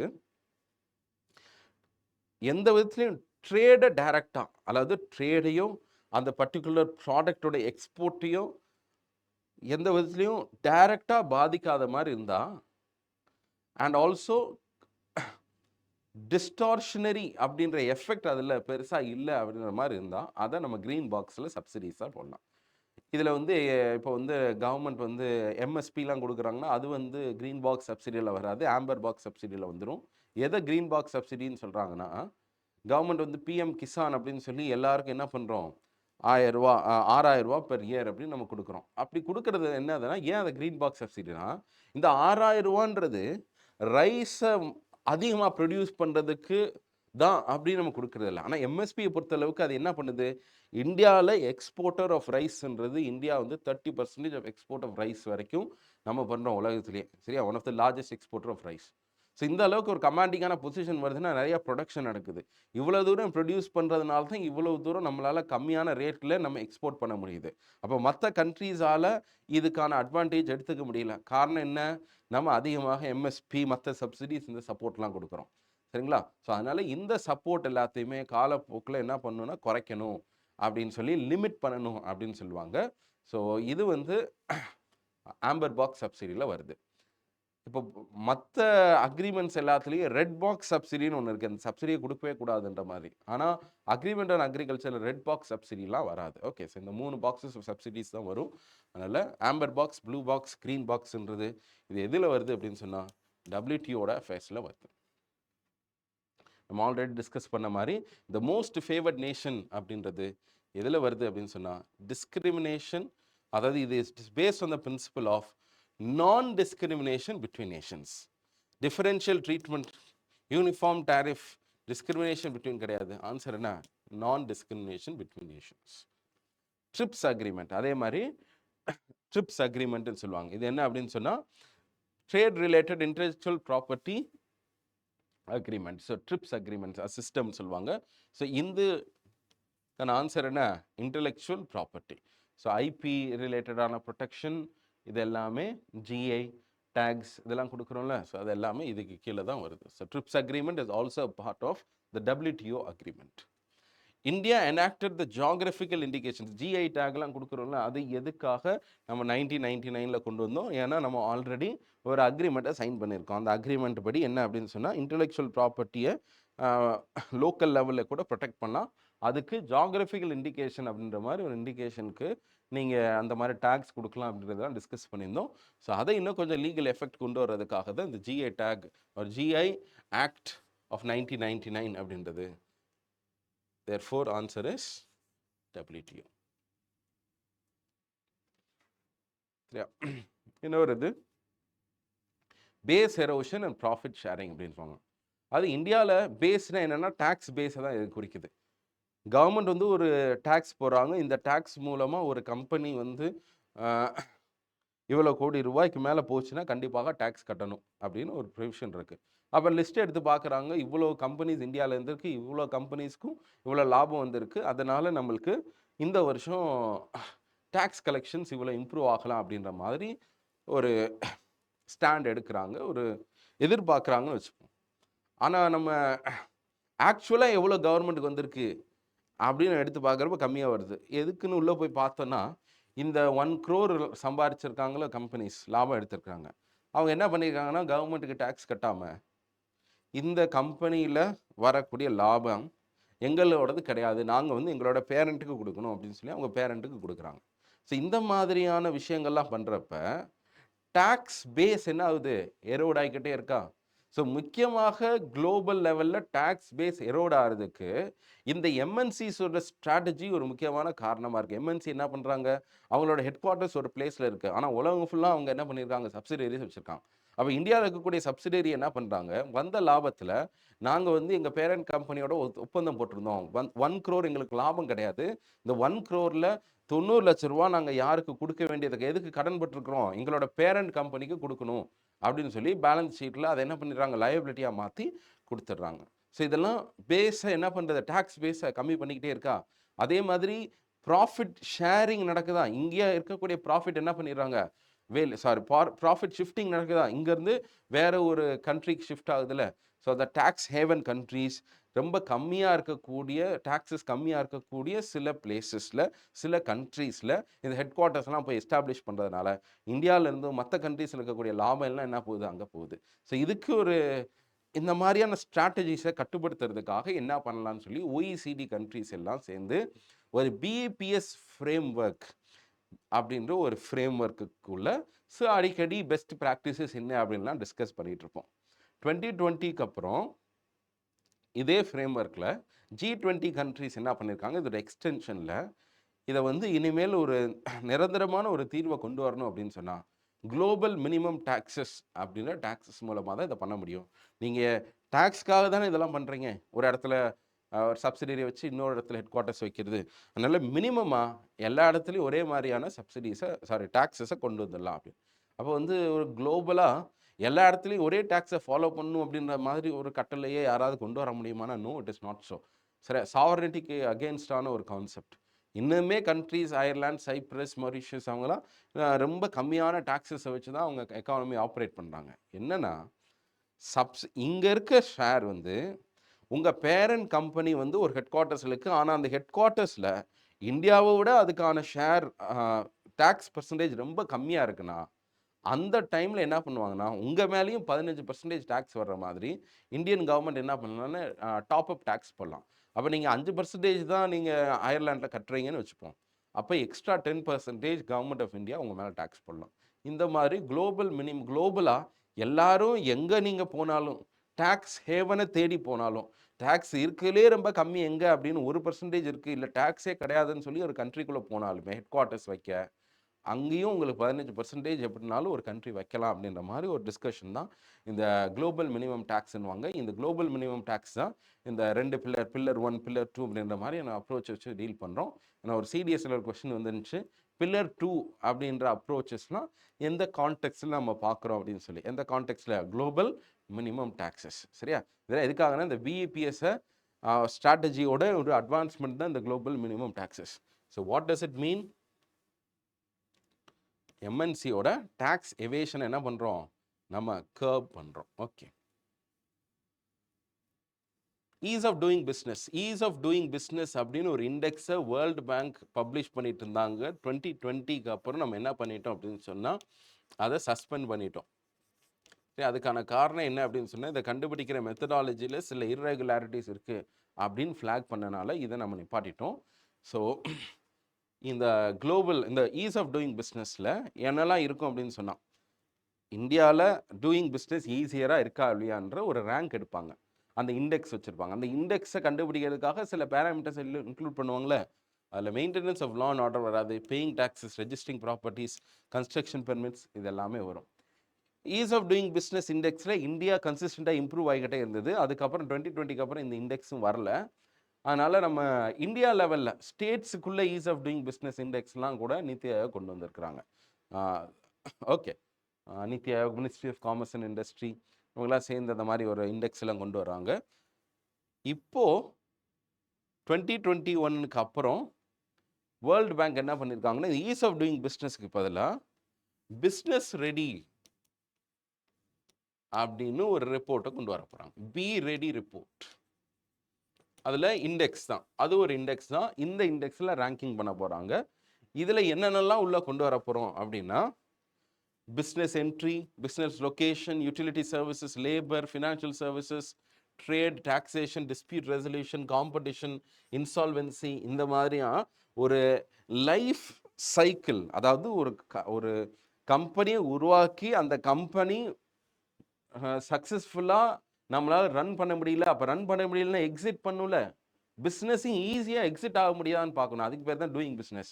பிஸ்னஸ்க்குள்ளே என்ட்ரி ஆகிறது மட்டும் விஷயம் கிடையாது, எக்ஸிட் ஆகிறதும் விஷயம். அதனால தான் எத்தனையோ வருஷங்களுக்கு முன்னாடி, ஐ திங்க் 2018-19 அந்த டைமில் எக்கனாமிக் சர்வேல சொல்லியிருப்பாங்க, இந்தியாவில் டூயிங் பிஸ்னஸில் இருக்கக்கூடிய பெரிய ப்ராப்ளம் என்ட்ரி கிடையாது, எக்ஸிட்னு சொல்லிட்டு. இந்தியாவில் பிஸ்னஸ் பண்ணுறவங்க என்ன பண்ணுறாங்கன்னா சக்கரவியூவால் வந்து மாட்டிக்கிறாங்களாம். உள்ளே வந்துட்டு வெளியவே போக முடியாத மாதிரி தவிக்கிறாங்க. அதனால் இதுலேருந்து வெளியே போகிறதுக்கான மீன்ஸையும் நம்ம கொஞ்சம் ஃபெசிலிட்டேட் பண்ணணும்னு சொல்லிட்டு. அஃப்கோர்ஸ் ஐபிசி மாதிரி ஒரு ஆக்ட் வர்றது, it has greatly reduced the burden of exiting business. Okay, so இந்த மாதிரி எப்படி என்ட்ரி ஆகிறோம், அதுக்கப்புறம் எப்படி அதை வந்து ரன் பண்ணுறோம், அப்புறம் ஏதாவது டிஸ்பியூட்ஸ் வந்தால் என்ன பண்ணுறோம், எக்ஸிட் அப்படின்னு சொல்லி ஃபுல் லைஃப் சைக்கிளில் இருக்கக்கூடிய முக்கியமான பேராமீட்டர்ஸ் எல்லாத்தையும் எடுத்து ஒரு இண்டெக்ஸாக வச்சு கொண்டு வராங்க. இந்த இண்டெக்ஸ் எல்லாத்தையுமே ஒரு 3 சப் கேட்டகரிஸை வச்சு அசஸ் பண்ணுவாங்க. நீங்கள் இந்த மட்டும் நீங்கள் பாருங்கள். ப்ளஸ் இந்த சார்ட்டை வேணால் ஜஸ்ட் கோ த்ரூ இட். இதை வந்து ஒவ்வொரு பார்ட்டியும் டிஜிட்டல் அடாப்ஷன் இருக்கா, அதில் பிஸ்னஸ் என்ட்ரியில் உங்களுக்கு ஆன்லைன்லேயே போய் இது பண்ண முடியுதா அப்படின்னு செக் பண்ணணும். அந்த பிஸ்னஸ் என்ட்ரின்ற கண்டிஷன் உங்களுக்கு என்விரான்மெண்டல் ஃப்ரெண்ட்லியாக இருக்கா அப்படின்னு செக் பண்ணுவாங்க. அடுத்து ஜெண்டர் பேஸ்ட்லேயும் இப்போ செக் பண்ணுறாங்க. So each of this will be assessed against the 3 main rules. சரியா? இந்த தீம், அதாவது அடாப்ஷன், என்விரான்மெண்ட் அண்ட் ஜெண்டர் அப்படின்ற ஒரு தீமில். ஓகே, ஸோ இதான் வந்து இந்த பி ரெடி 2026ல் இந்தியாவோட ரேங்கிங் வரப்போகுது. சரி, இந்தியாவோட ரேங்கிங் வந்து இதில் வரும். ஸோ 24ல் சில லிஸ்ட் ஆஃப் கண்ட்ரிஸ் எடுத்தாங்க, 26ல் சில லிஸ்ட் ஆஃப் கண்ட்ரி எடுக்கிறாங்க, அதில் இந்தியாவும் வருது. அதுக்கப்புறம் கம்பைண்டாக ஃபர்ஸ்ட் எவர் பி ரெடி ரிப்போர்ட்டில் இந்தியா எங்கே வருது, எந்த இடத்துல ஸ்டாண்ட் பண்ணுது அப்படின்றது நம்மளுக்கு தெரிய வரும். Okay, International Monetary and Financial Committee consider the following statements. IMFC discusses matters of concern affecting yes. சரியா? குளோபல் எக்கானமி எதெல்லாம் வந்து அஃபெக்ட் பண்ணுது அப்படின்றத டிஸ்கஸ் பண்ணுறதுக்கான ஒரு கமிட்டியாக, ஆமாம் அதான் கமிட்டி. ஸோ அவங்களோட போர்ட் ஆஃப் டைரக்டர்ஸ் எல்லாரும் இருப்பாங்க. So that is the correct answer. World bank வந்து இதில் அப்சர்வராக இருக்காங்க. கரெக்ட் தான். சரி, நல்லா பார்த்துக்கோங்க. வேர்ல்டு பேங்க்கில் நீங்கள் என்ட்ரு ஆகணும்னா IMF is a gate keeper. IMF gate கீப்பர்னு சொல்லுவாங்க. நீங்கள் வேர்ல்டு பேங்க் ஆக்சஸ் பண்ணணுன்னா ஐஎம்எஃப்ல மெம்பராக இருந்தால் மட்டும்தான் வேர்ல்டு பேங்க் ஆக்சஸ் பண்ண முடியும். சரியா? ஸோ அதனால் that is correct. So economy, sorry, agriculture ரிலேட்டடான கொஸ்டின்ஸ்குள்ளே நம்ம எடுத்து போகலாம்.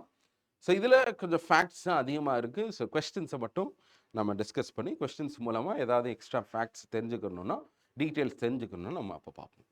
India has more arable area than China. இந்தியான்றது சைனாவோட அதிகமாக நம்மளுக்கு வந்து எரிகேட் பண்ணுற மாதிரியும் கல்டிவேட் பண்ணுற மாதிரியான லேண்ட் இருக்குது. கரெக்டா? The proportion of irrigated area is more in India as compared to China. இந்தியாவில் வந்து இரிகேட்டட் ஏரியா அதிகம்.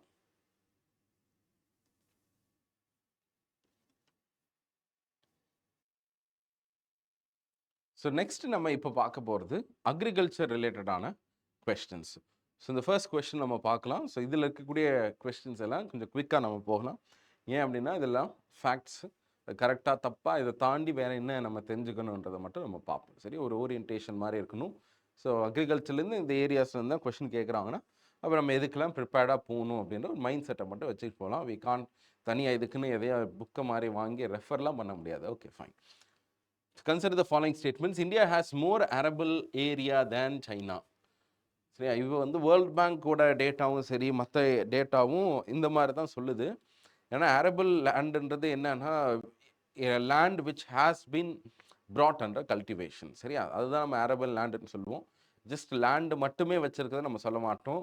சைனாவை பொறுத்தளவுக்கு desert, cold deserts plus vast mountainous region இருக்கிறதுனால அதான் நம்ம அரபிள் லேண்ட் அப்படின்னு சொல்ல முடியாது. ஸோ அதனால் despite having a larger land mass than இந்தியாவுக்கு தான் அதிகமாக இருக்குது. எக்ஸாம்பிள் 150க்கு மேலே நம்மளுக்கு வந்து மில்லியன் ஹெக்டேர்ஸ்க்கு மேலே அரபிள் லேண்ட் இருக்குது. ஆனால் சைனாவில் அரவுண்ட் 119 ஒரு 120 அப்படின்றது வேர்ல்டு பேங்க் டேட்டா சொல்லுது. அதில் first statement is a correct statement. The proportion of irrigated area, அதாவது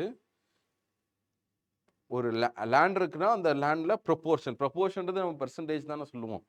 ஸோ நம்ம வந்து 150 மில்லியன் ஹெக்டேர்ஸ் வச்சுருக்கோம், அவங்க 120 வச்சுருக்குறாங்க. இதில் எதெல்லாம் இரிகேட்டட் ஏரியாஸ்? சரி, இரிகேட்டட்னா நம்மளா மேன்மேடாக இரிகேஷன் ஃபெசிலிட்டிஸை நம்ம பண்ணியிருக்குது. ஸோ இந்தியாவை பொறுத்தளவுக்கு நம்மளுக்கு என்ன அப்படின்னா அக்ரிகல்ச்சரோட மெயின் ப்ராப்ளம் என்னன்னு சொல்கிறோம், that it is a rain fed irrigated areas இருக்குது. அப்போ வந்து வானம் பார்த்த பூமின்னு சொல்லுவாங்களே, ஸோ ரெயின்ஃபால் தான் அவங்களுக்கான இரிகேஷன். அதை தாண்டி நாமளாக ஒரு மேன்மேட் இரிகேஷன் ஃபெசிலிட்டிஸ் இல்லை அப்படின்றது தான் நம்ம பார்க்குறோம். ஸோ அதில் ஒரு சப்ஸ்டான்ஷியலாக நம்மளுக்கு இந்தியாவில் இருக்குது. இப்போ ரீசெண்டாக 2025 எடுத்து பார்க்குறப்ப நம்ம இரிகேஷன் ப்ரோக்ராம்ஸ் மூலமாக நிறையா இரிகேஷன் ஃபெசிலிட்டிஸை எல்லா ஃபார்ம் லேண்ட்ஸுக்கும் நம்ம கொண்டு போய் தான் இருக்கிறோம். பட் பொதுவாக ஒரு டேட்டாவை நம்ம எடுத்து பார்க்குறப்ப சைனாவில் வந்து ஹெவியான இன்வெஸ்ட்மெண்ட்ஸ் இன்ஃப்ராஸ்ட்ரக்சர் ப்ளஸ் டெவலப்மெண்டல் ஸ்டேட்டஸ்லாம் அதிகமாக இருக்கிறதுனால irrigation as a proportion of the லேண்டுன்னு பார்த்தா this could be more in China than in India. சரியா, ஸோ ப்ரொப்போர்ஷன் ஆஃப் இரிகேட்டட் ஏரியான்றது இந்தியாவில் வந்து 41% அந்த மாதிரி சொல்கிறாங்க. ஸோ அது வந்து அங்கே கம்மியாக கூட இருக்கும். Okay, so average productivity per hectare இது கண்டிப்பாக தப்பு. ஸோ ஒரு ஹெக்டேர்லேருந்து வரக்கூடிய அவுட்புட் வந்து இந்தியாவில் அதிகமாக அப்படின்னா கிடையாது, சைனாவில் தான் அதிகம். அதனால் இந்த 2 ஸ்டேட்மெண்ட் இன்கரெக்டாக இருக்கிறதுக்கு வாய்ப்பு இருக்குது. சரியா, so answer is A, only 1. And official கீவும் ஒன்லி 1 தான். ஆனால் என்ன அப்படின்னு சொன்னால் சில இடத்துல சில டேட்டாலாம் இதை ரெண்டையும் கண்டெஸ்ட் பண்ணுறாங்க. பட் பெரும்பாலும் குளோபலாக இருக்கக்கூடிய அட்லஸ் டேட்டா இதெல்லாம் எடுத்து பார்க்குறப்ப ஃபஸ்ட்டு ஸ்டேட்மெண்ட் வந்து கரெக்ட், செகண்ட் ஸ்டேட்மெண்ட் தான் இன்கரெக்ட் மாதிரி இருக்குது. ஸோ இது ஒன்லி 1 அப்படின்னு வந்ததுனால இது ரெண்டில் எது இன்கரெக்ட் கரெக்ட் அப்படின்றதில் so among the students also plus சில சோர்ஸஸ்லேயே சில கன்ஃபியூஷன் இருக்குது. But as of now we will take this as the key. Okay, so இதான் கீ. ஆனால் இதில் என்னோட ரேஷ்னல் என்ன அப்படின்னு சொன்னால் first is correct, second is incorrect. With reference to the cultivation of kharif crops in the last 5 years, consider the following statements. Area under rice cultivation is the highest. கண்டிப்பாக. Area under the cultivation of jowar is more than that of oilseeds. நம்மளுக்கு இது தெரியாது data. Okay, வச்சுக்கலாம். Area of cotton cultivation is more than that of sugarcane. இதுவும் நம்மளுக்கு தெரியாது. Okay, ஏன்னா இந்த டேட்டாவெல்லாம் நம்ம ஏதாவது ஒரு சோர்ஸஸில் படிச்சிருக்கணும்ல. Okay, fine. Area under sugar cane cultivation has steadily decrease. இந்தியாவில் சுகர் கேன் கம்மியாகிக்கிட்டே இருக்கா? இல்லை. ஸோ இந்தியாவில் வந்து இந்த சுகர் கேன்றதுக்கான ப்ரொடக்ஷனையும் ப்ளஸ் சுகர் கேனில் இருக்கக்கூடிய லாஸஸ்லாம் அப்சார்ப் பண்ணுறதுக்காக நம்ம இந்த biodiesel plus next generation of பயோஃபியூவல்ஸில் இதுகெல்லாம் நம்ம கொண்டு வரோம், மொலாசஸ் எல்லாத்தையும் கொண்டு வரோம். ப்ளஸ் என்ன அப்படின்னு சொன்னால் எத்தனால் பிளெண்டிங் கொண்டு வர்றோம். ஸோ இதனால் வந்து சுகர் கேன் அப்படின்ற க்ரோவர்ஸுக்கு என்ன இருக்க போது, ஒரு கண்டினியூட்டி இருக்க போது, ஒரு சஸ்டைனபிலிட்டி இருக்க போகுது. அதனால் இது கம்மியாகிட்டே இருக்குது அப்படின்னு நம்ம சொல்ல முடியுமா அப்படின்னு சொன்னால் this is an incorrect statement. அப்போ 4ன்றது இன்கரெக்டா? ஸோ இப்படி தான் சில நேரம் நம்ம க்ளூஸ் எடுக்க முடியும். எல்லா ஃபேக்ட்டும் நம்ம தெரிஞ்சு ஒரு கொஸ்டினை ஆன்சர் பண்ண முடியாது. ஓகே, ஸோ அடுத்து பாருங்கள். அப்போ எது 2 கரெக்டு?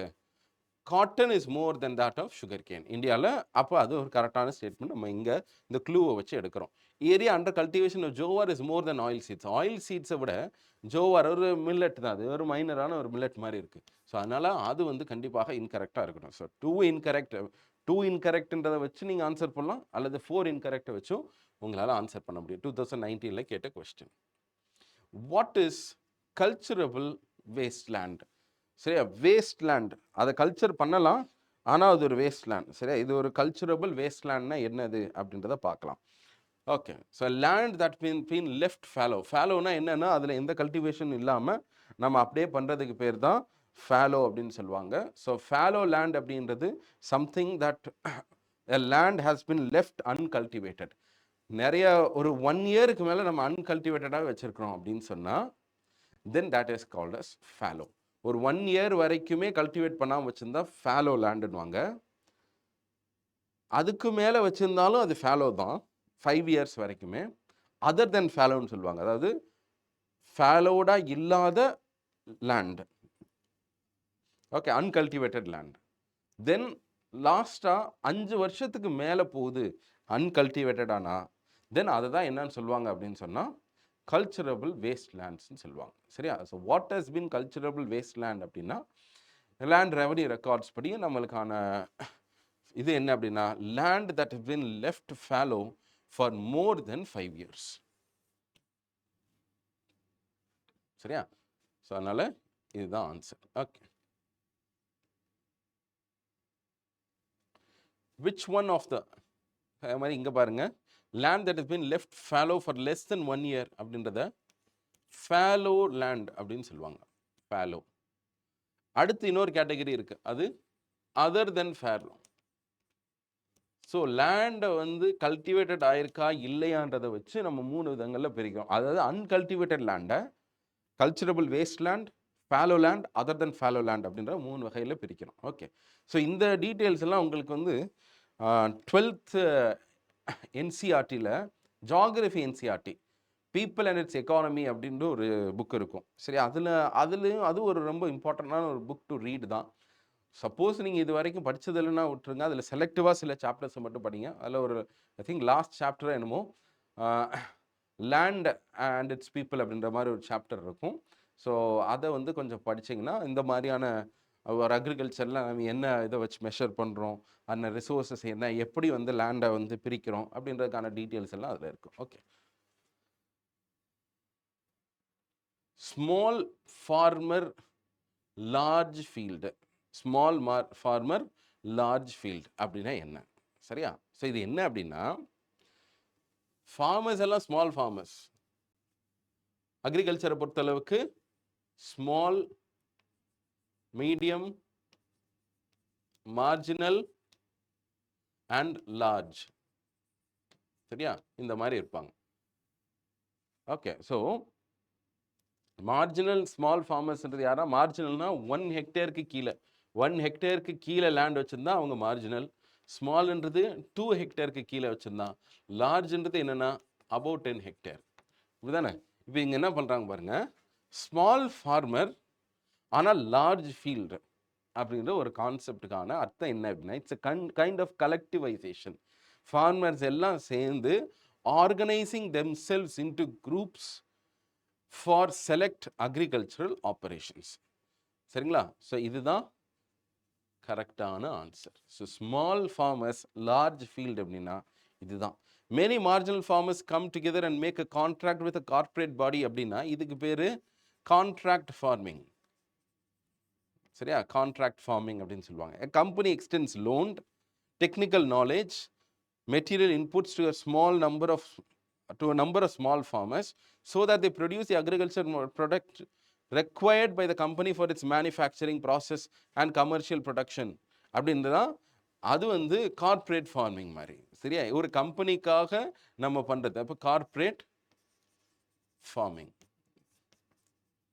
ஸோ டீன்றது கார்ப்பரேட் ஃபார்மிங்கை குறிக்குது, சீன்றது கான்ட்ராக்ட் ஃபார்மிங்கை குறிக்குது. பி தான் கரெக்டான ஆன்சர். சரியா, ஸோ இந்த மாதிரியான ஸ்டேட்மெண்ட்ஸ் வரப்போ கொஞ்சம் அப்ளை பண்ணி எது கரெக்டாக இருக்கும் அப்படின்றத வச்சு கொஞ்சம் நம்மளால் போட முடியும். இந்த கான்செப்டை நம்ம எங்கேயாவது படிச்சிருக்கணும்னு அவசியம் கிடையாது. கிசான் கிரெடிட் கார்டு கீழே ஷார்ட் டேர்ம் கிரெடிட் எதுக்கெல்லாம் கொடுப்போம்? Short term credit. Working capital for, working கேபிட்டல்னாலே ஷார்ட் டேர்ம் கேபிட்டல் தானே. ஸோ அது வந்து கண்டிப்பாக அதில் வரணும். மெயின்டெனன்ஸ் ஆஃப் ஃபார்ம் அசட்ஸ்க்காக, purchase of combine harvester tractor mini truck, இதெல்லாம் வந்து நீங்கள் வந்து ஷார்ட் டேர்மில் கிசான் கிரெடிட் கார்டை வச்சு உங்களுக்கு இதெல்லாம் வாங்க முடியுமானா இது கிடையாது. அப்போ 2 வராதா? அப்போ 2 ரிமூவ் பண்ணுங்க. So ஆன்சர்னா 1, 3 and 4. 1 வரணும். Consumption requirements of farm households, அவங்க கன்சம்ஷனுக்காக பயன்படுத்திக்கலாம். போஸ்ட் ஹார்வெஸ்ட், ஹார்வெஸ்ட்டுக்கு அப்புறம் ஏதாவது சில எக்ஸ்பென்ஸ் வந்துச்சுன்னா அதுக்கும் ஹெல்ப் பண்ணிக்கலாம். கன்ஸ்ட்ரக்ஷன் ஆஃப் ஹவுஸுக்கெலாம் அதை பயன்படுத்தக்கூடாது. அதனால் 5 ரிமூவ் பண்ணாலும் ஆன்சர் வரும், 2 ரிமூவ் பண்ணாலும் ஆன்சர் வருது 2020 கொஸ்டினில். பாருங்க, the government of India provides minimum support for niger seeds. ஆமாம், நைஜர்ன்றது ஒரு kind of an oil seed. அது கரெக்டான ஸ்டேட்மெண்ட் தான், niger seed. It is cultivated as a kharif crop.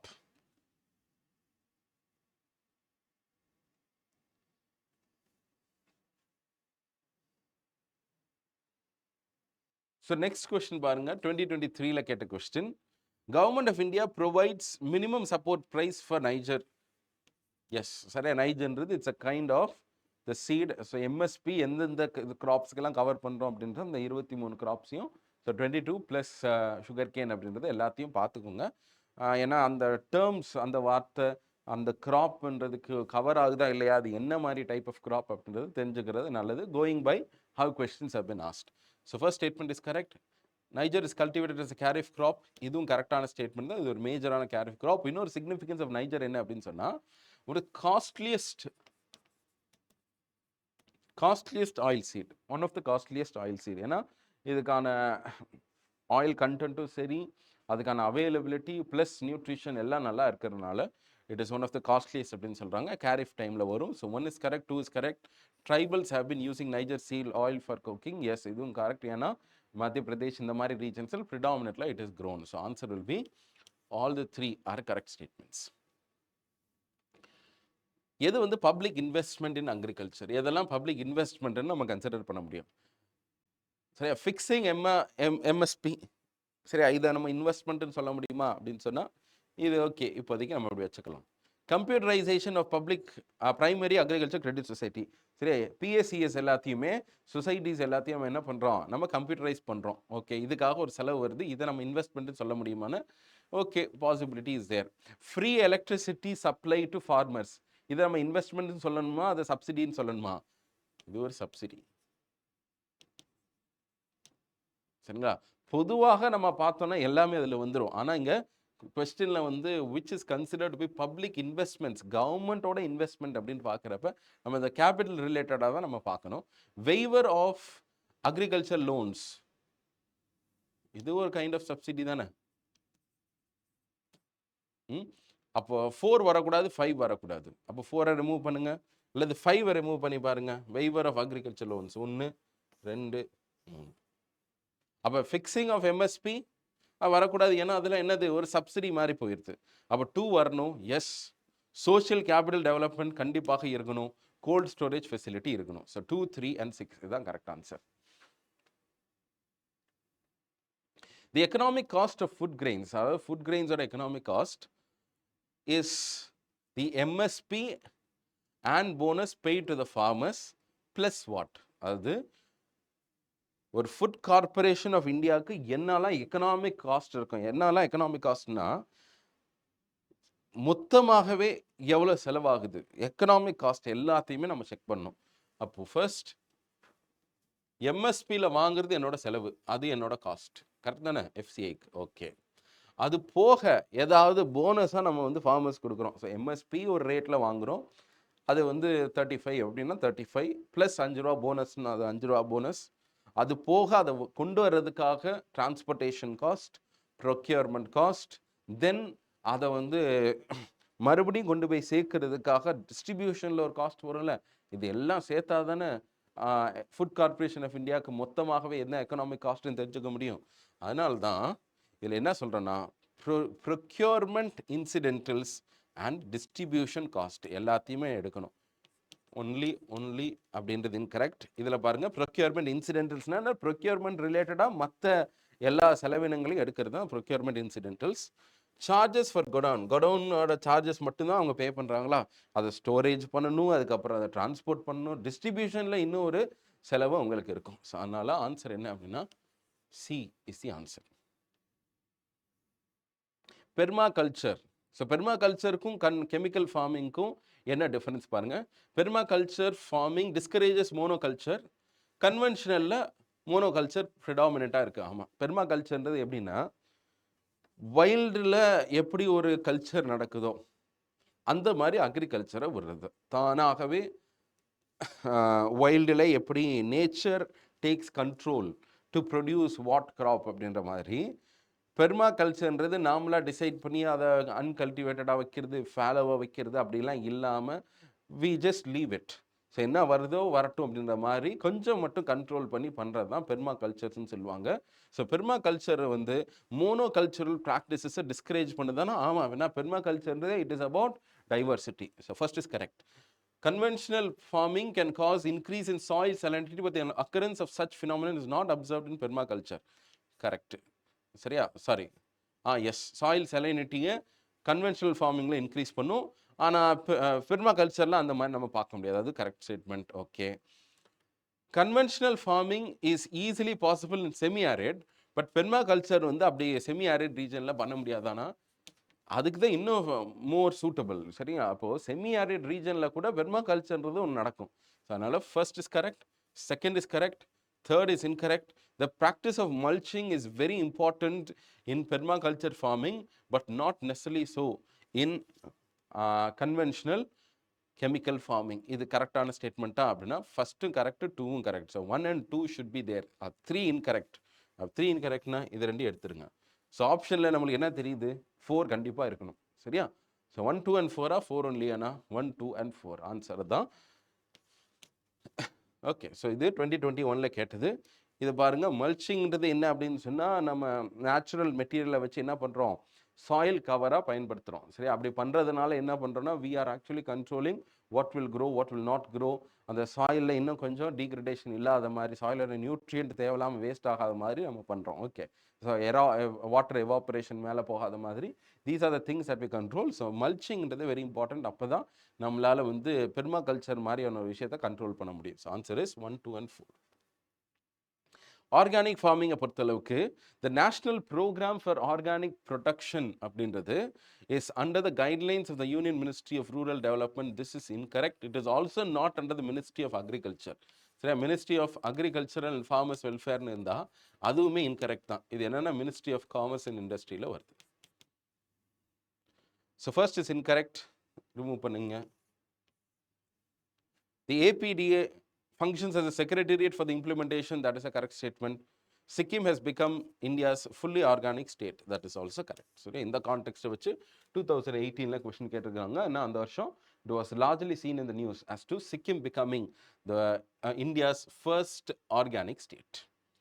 At present, the price of chemical fertilizers is market driven and not administered by the government. அதாவது fertilisers எல்லாத்தையுமே market தான் தீர்மானிக்குது, government தீர்மானிக்கிறது இல்லையா அப்படின்னா chemical ஃபர்டிலைசரில் ரொம்ப முக்கியமாக நீங்கள் கவனிக்க வேண்டியது யூரியா தான்.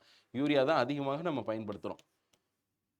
யூரியான்றது administrate by the government. Government தான் ஃபிக்ஸ் பண்ணுறாங்க. சரியா? We are still having administrate prices under fertiliser. எல்லா ஃபர்டிலைசரும் கிடையாது, சில இதெல்லாம் மார்க்கெட் பேஸ்டாக மாற்றிட்டோம். நியூட்ரியன்ட் பேஸ்ட் சப்சிடி ஸ்கீம் மூலமாக potassium and phosphorus PK grade இருக்குல்ல, அது எல்லாத்தையுமே நம்ம மார்க்கெட் ட்ரிவனாக கொஞ்சம் கொஞ்சமாக நம்ம மாற்றிட்டோம். ஃபுல் அண்ட் ஃபுல் அட்மினிஸ்ட்ரேட் கண்ட்ரோலில் இருக்கிறது என்ன அப்படின்னு சொன்னால் that is urea. So first statement is incorrect. Ammonia which is an input of urea is produce from natural gas. பண்ண முடியுமா அப்படின்னு சொன்னால் yes, possibility. Sulphur which is a raw material for phosphoric acid is a by product of oil refineries. அதுவும் correct தான். So இங்கே என்ன பண்ணுறாங்க, சயின்ஸையும் இதையும் இன்டர் ரிலேட் பண்ணி கேட்குறாங்க மேலும் questions. So 2 and 3 is correct. Okay. Sulphur வந்து ஆயில் ரிஃபைனரி மூலமாக வரணும் தானே? கண்டிப்பாக வரணும். சரியா? அதனால் 2 and 3 will be the right. Bajra, சரியா? கம்புன்னு சொல்கிறோம்ல, அதுதான் bajra. So bajra is grown in sandy and shallow black soils whereas red and shallow black soil is suited for ragi. Yes. So இந்த ஸ்டேட்மெண்ட்டை பார்க்குறப்ப இது கரெக்டான ஸ்டேட்மெண்ட் தான். ஏன்னா பாஜ்ரா வந்து சாண்டி சாயிலில் கூட வரும். ஆனால் வந்து ரெட் சாயில் வந்து it is actually suitable in shallow black soil. சரியா? ஷாலோ பிளாக் சாயில் தான் அதிகமாக இதில் வரும். ஓகே.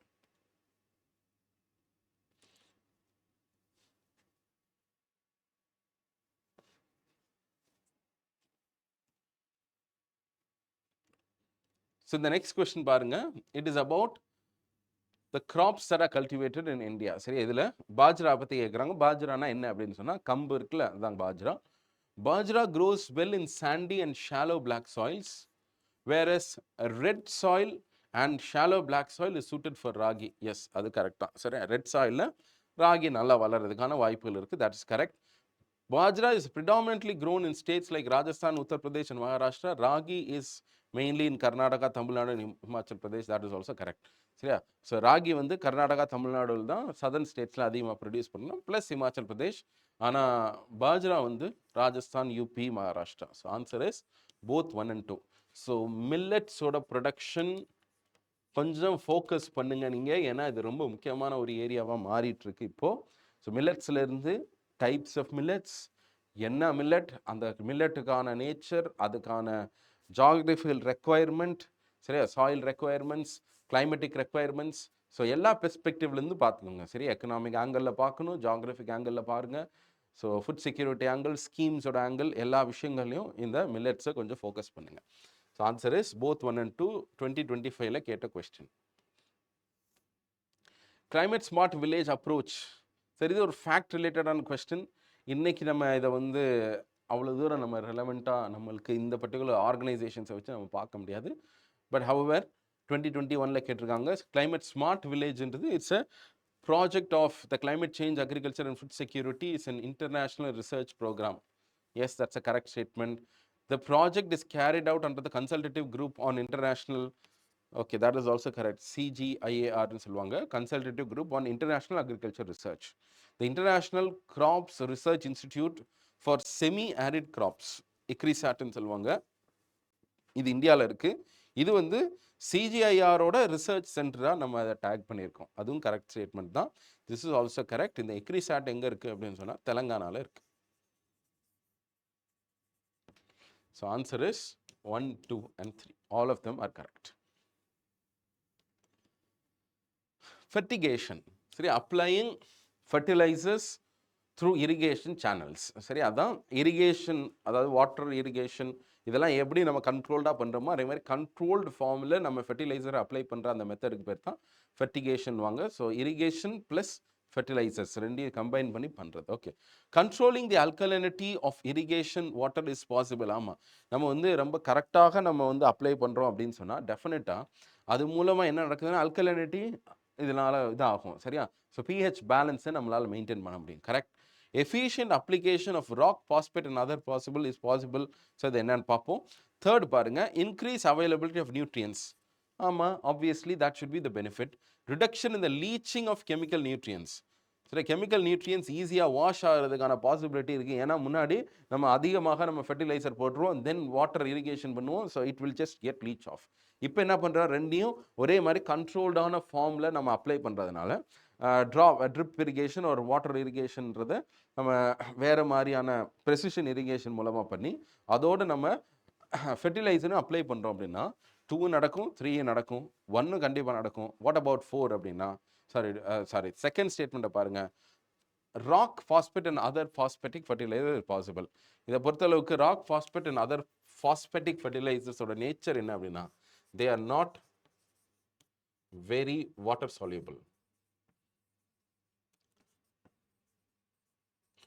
சரிங்க, அப்போ ரொம்ப வாட்டர் சால்யூபிள் இல்லை அப்படின்றப்ப நம்ம என்ன பண்ண முடியாதுன்னா வாட்டர் மூலமாக என்ன பண்ண முடியாது அவங்கள, நீங்கள் ஃபெர்டிகேஷன் அப்படின்ற மாதிரி பண்ணுறது கொஞ்சம் கஷ்டம். ஸோ ஃபெர்டிகேஷனோட ஒன் இம்பார்ட்டன்ட் ட்ராபேக் ஒரு லிமிடேஷன் என்ன அப்படின்னு சொன்னால், rock phosphate or phosphatic fertiliser is not suited under this fertigation machine. So answer will be 2 வராது. So remove that, you get the answer. So 1, 3 and 4. Zero tillage. சரியா, tillage பண்ணாமல் நீங்கள் வந்து கிரவுண்டை எந்த இதுலேயும் இது பண்ணாமல் நீங்கள் அக்ரிகல்ச்சர் பண்ணுறீங்க. Sowing of wheat is possible without burning the residue of the previous crops. ஆமாம், டில்லேஜே பண்ணல அப்படின்றப்ப நீங்கள் பேர்ன்லாம் பண்ண வேண்டாம், அப்படியே நீங்கள் க்ரோ பண்ணலாம். Okay, fine. Without the need of nursery of rice saplings, direct planting of paddy seeds in the wet soil is possible. Zero tillage method நீங்கள் படுத்துறீங்கன்னா டைரக்ட் சீடிங் பண்ண முடியுமா? Yes, it is possible.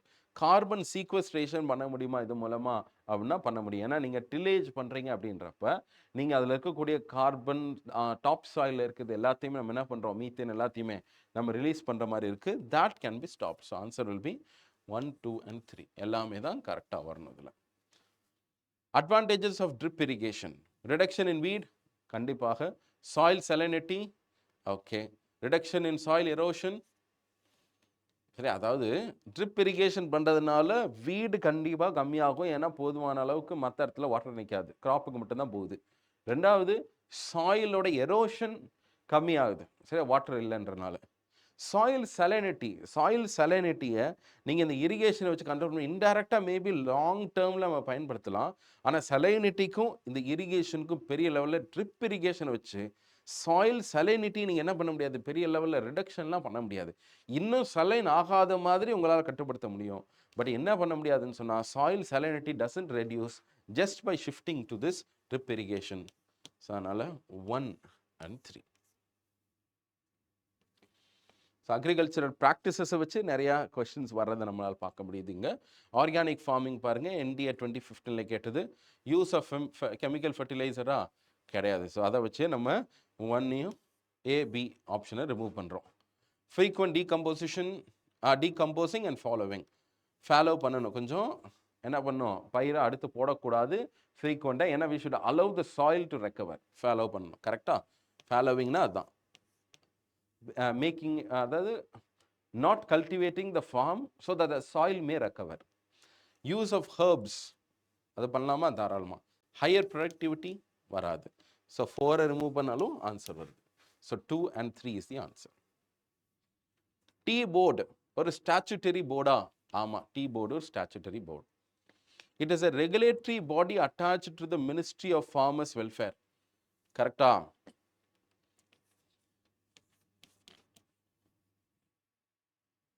The tea board's head office is situated in Bengaluru. Tea போர்டுன்றது tea எதுக்கு ரொம்ப famous? சரி, எந்த ரீஜனோட tea ரொம்ப famous? சரியா, அசாம், டார்ஜிலிங். அதனால் அதுக்கு இதுக்கு அந்த சம்மந்தமும் இல்லை. காஃபி போர்டு தான் எங்கே இருக்குது உங்களுக்கு? பெங்களூரில் இருக்குது. The board has overseas offices at Dubai and Moscow. நீங்கள் இதை ரெண்டையும் நீங்கள் மூவ் பண்ணிட்டீங்கன்னா ஏதாவது ஒன்று தான் இதில் ஆப்ஷன் வரப்போகுது. 1 and 4 தான் உங்களுக்கு ஆப்ஷன். சரியா, ஸோ ஆப்ஷன்ஸை வச்சு யூ கேன் டூ. இதை தாண்டி இதில் நம்ம என்னென்னலாம் அடுத்து பார்க்கணும்? காஃபி போர்டு, சரியா, coffee board, jute board, coconut board. Coconut board மட்டும்தான் மினிஸ்ட்ரி ஆஃப் அக்ரிகல்ச்சரில் இருக்குது. சரியா, this is the only board, commodity board which is under the ministry of agriculture.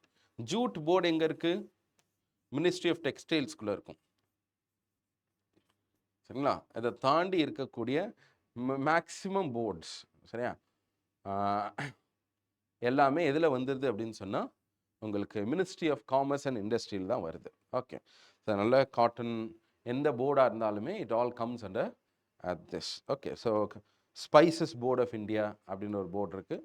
So இந்த மாதிரியான கமாடிட்டிஸ் போர்டை பற்றி, காஃபி போர்டு, ஸ்பைசஸ் போர்டு, இதெல்லாம் பற்றி கொஞ்சம் தெரிஞ்சு வச்சுக்கோங்க. That will also be helpful. Okay, with reference to the palm oil is native. நம்ம ஆல்ரெடி இந்த பாம் ஆயிலை பற்றி ஏன் டிஸ்கஸ் பண்ணிட்டு இருக்கோம்னா, எடிபிள் ஆயிலை பொறுத்தளவுக்கு இந்தியாவுக்கு என்ன இல்லை, செல்ஃப் சஃபிஷியன்சி இல்லை. ஸோ பாம் ஆயிலை டிபெண்ட் பண்ணி இருக்கிறோம். Palm oil is a raw material that some industries can be using for lipstick and perfumes also. So அதுக்கான பாசிபிலிட்டிஸ் எண்ட்லெஸ்ஸாக இருக்குது. அதனால் அது தாராளமாக பண்ண முடியும். The palm oil can be used to produce biodiesel. பயோடீசலை ப்ரொடியூஸ் பண்ணுறதுக்கு பாம் ஆயிலை பயன்படுத்தலாமா அப்படின்னா yes, it can. Palm oil tree is native to south east Asia. இதுதான் இன்கரெக்ட். சவுத் ஈஸ்ட் ஏஷியாவிலேருந்து தான் நம்ம என்ன பண்ணுறோம், பாம் ஆயில்ன்றது அதிகமாக நம்ம இம்போர்ட் பண்ணுறோம். But the tree itself is not native. It is native to ஆஃப்ரிக்காவில் தான் அது நேட்டிவாக இருக்குது.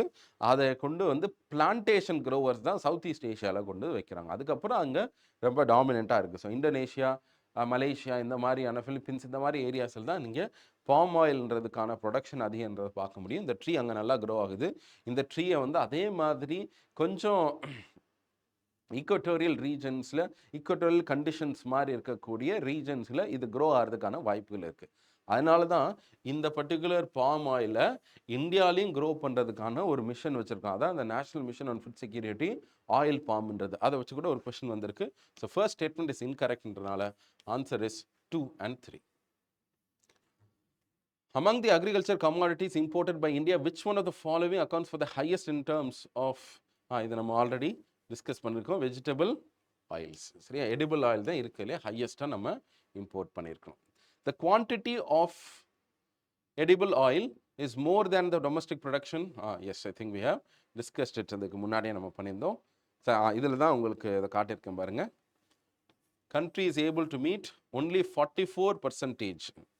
சரியா? ரிமைனிங் உங்களுக்கு கிட்டத்தட்ட 56% எங்கேருந்து வருது, இதில் வருது. இப்போ 2015 import dependence on oil was 63. இப்போ என்ன இருக்குது உங்களுக்கு, 56 கம்மியாக இருக்குது. ஓகே. ஸோ செல்ஃப் சஃபிஷியன்சியில் கொஞ்சம் லைட்டாக நம்ம 36% செல்ஃப் சஃபிஷியண்டாக இருந்தோம். இப்போ கிட்டத்தட்ட 44% இம்ப்ரூவ் ஆகிருக்கிறோம், அவ்வளோதான். நேஷ்னல் ஃபுட் செக்யூரிட்டி மிஷனில் கமர்ஷியல் கிராப் மிஷன் அப்படின்னு ஒரு மிஷன் இருக்குது. அதில் எந்த கிராப் உள்ள வராது, சரிங்களா? காட்டன், ஜூட், சுகர் கேன் வரும், இது வராது, சரியா? காட்டன், ஜூட், சுகர் கேனுக்கெலாம் நம்ம ஃபுட் செக்யூரிட்டி அப்படின்றதில் நம்ம அதை பண்ணுறோம். நம்ம காஃபி என்ன பண்ணுறதில்ல, we are not including under it, சரியா? ஸோ ஆன்சர் இஸ் சரி. 25 கேட்ட கொஸ்டின். பரம்பரகத் கிருஷி விகாஸ் யோஜனா அப்படின்றது எதுக்காகனா ஆர்கானிக் ஃபார்மிங்காக கொண்டு வந்த ஸ்கீம், சரியா? இதுதான் வந்து ஆர்கானிக் ஃபார்மிங்காக கொண்டு வந்த மிஷன்.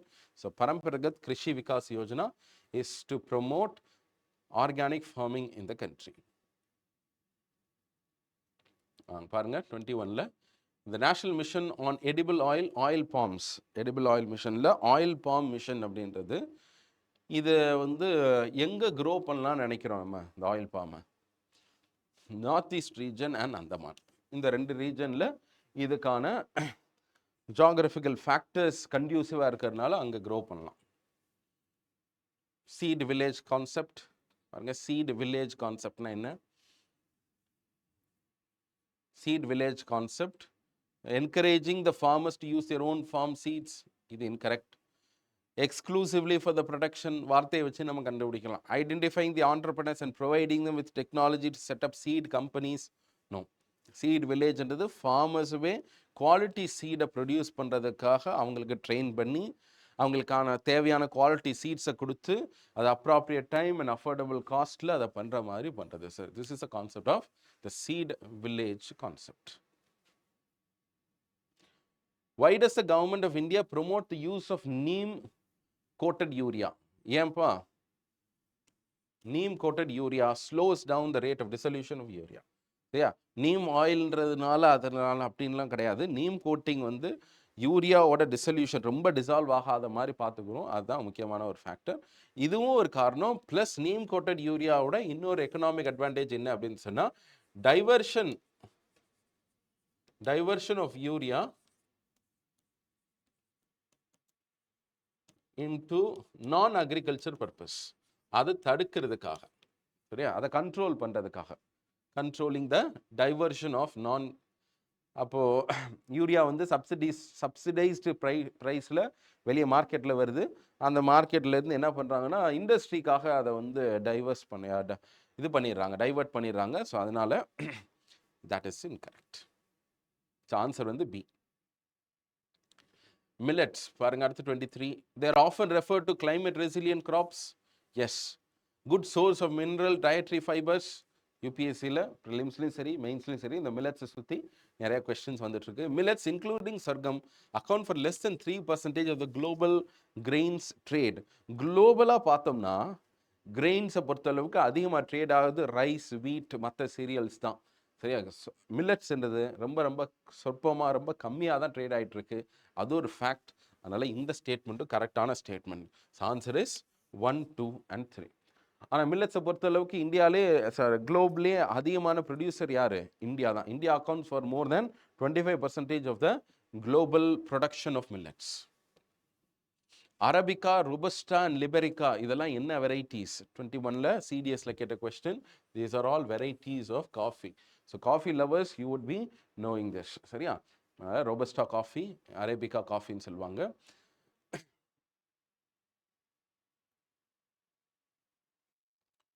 அடுத்த கொஸ்டின் பாருங்க. அரபிகா, ரொபஸ்டா அண்ட் லிபெரிக்கான்றாங்க. இதெல்லாம் என்ன அப்படின்னு சொன்னால் these are all variants of coffee. So காஃபியோட லவர்ஸ்க்கு இது தெரியும். ஸோ அரபிகா அண்ட் ரொபஸ்டா அப்படின்னு சொல்லுவாங்க. இந்தியாவை பொறுத்த அளவுக்கு எது அதிகம்? Robusta or arabica? Which production is high? What is produced more in India, robusta or arabica?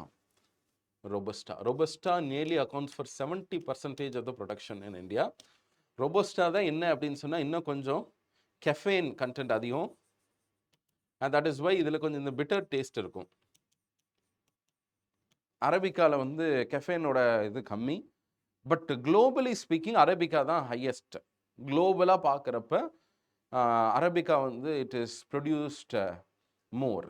சரியா? ஸோ அந்த டிஃப்ரென்ஸ் பார்த்துக்கோங்க. இந்தியாவில் ரோபஸ்டா தான் அதிகம். சரியா? So this is the highest share.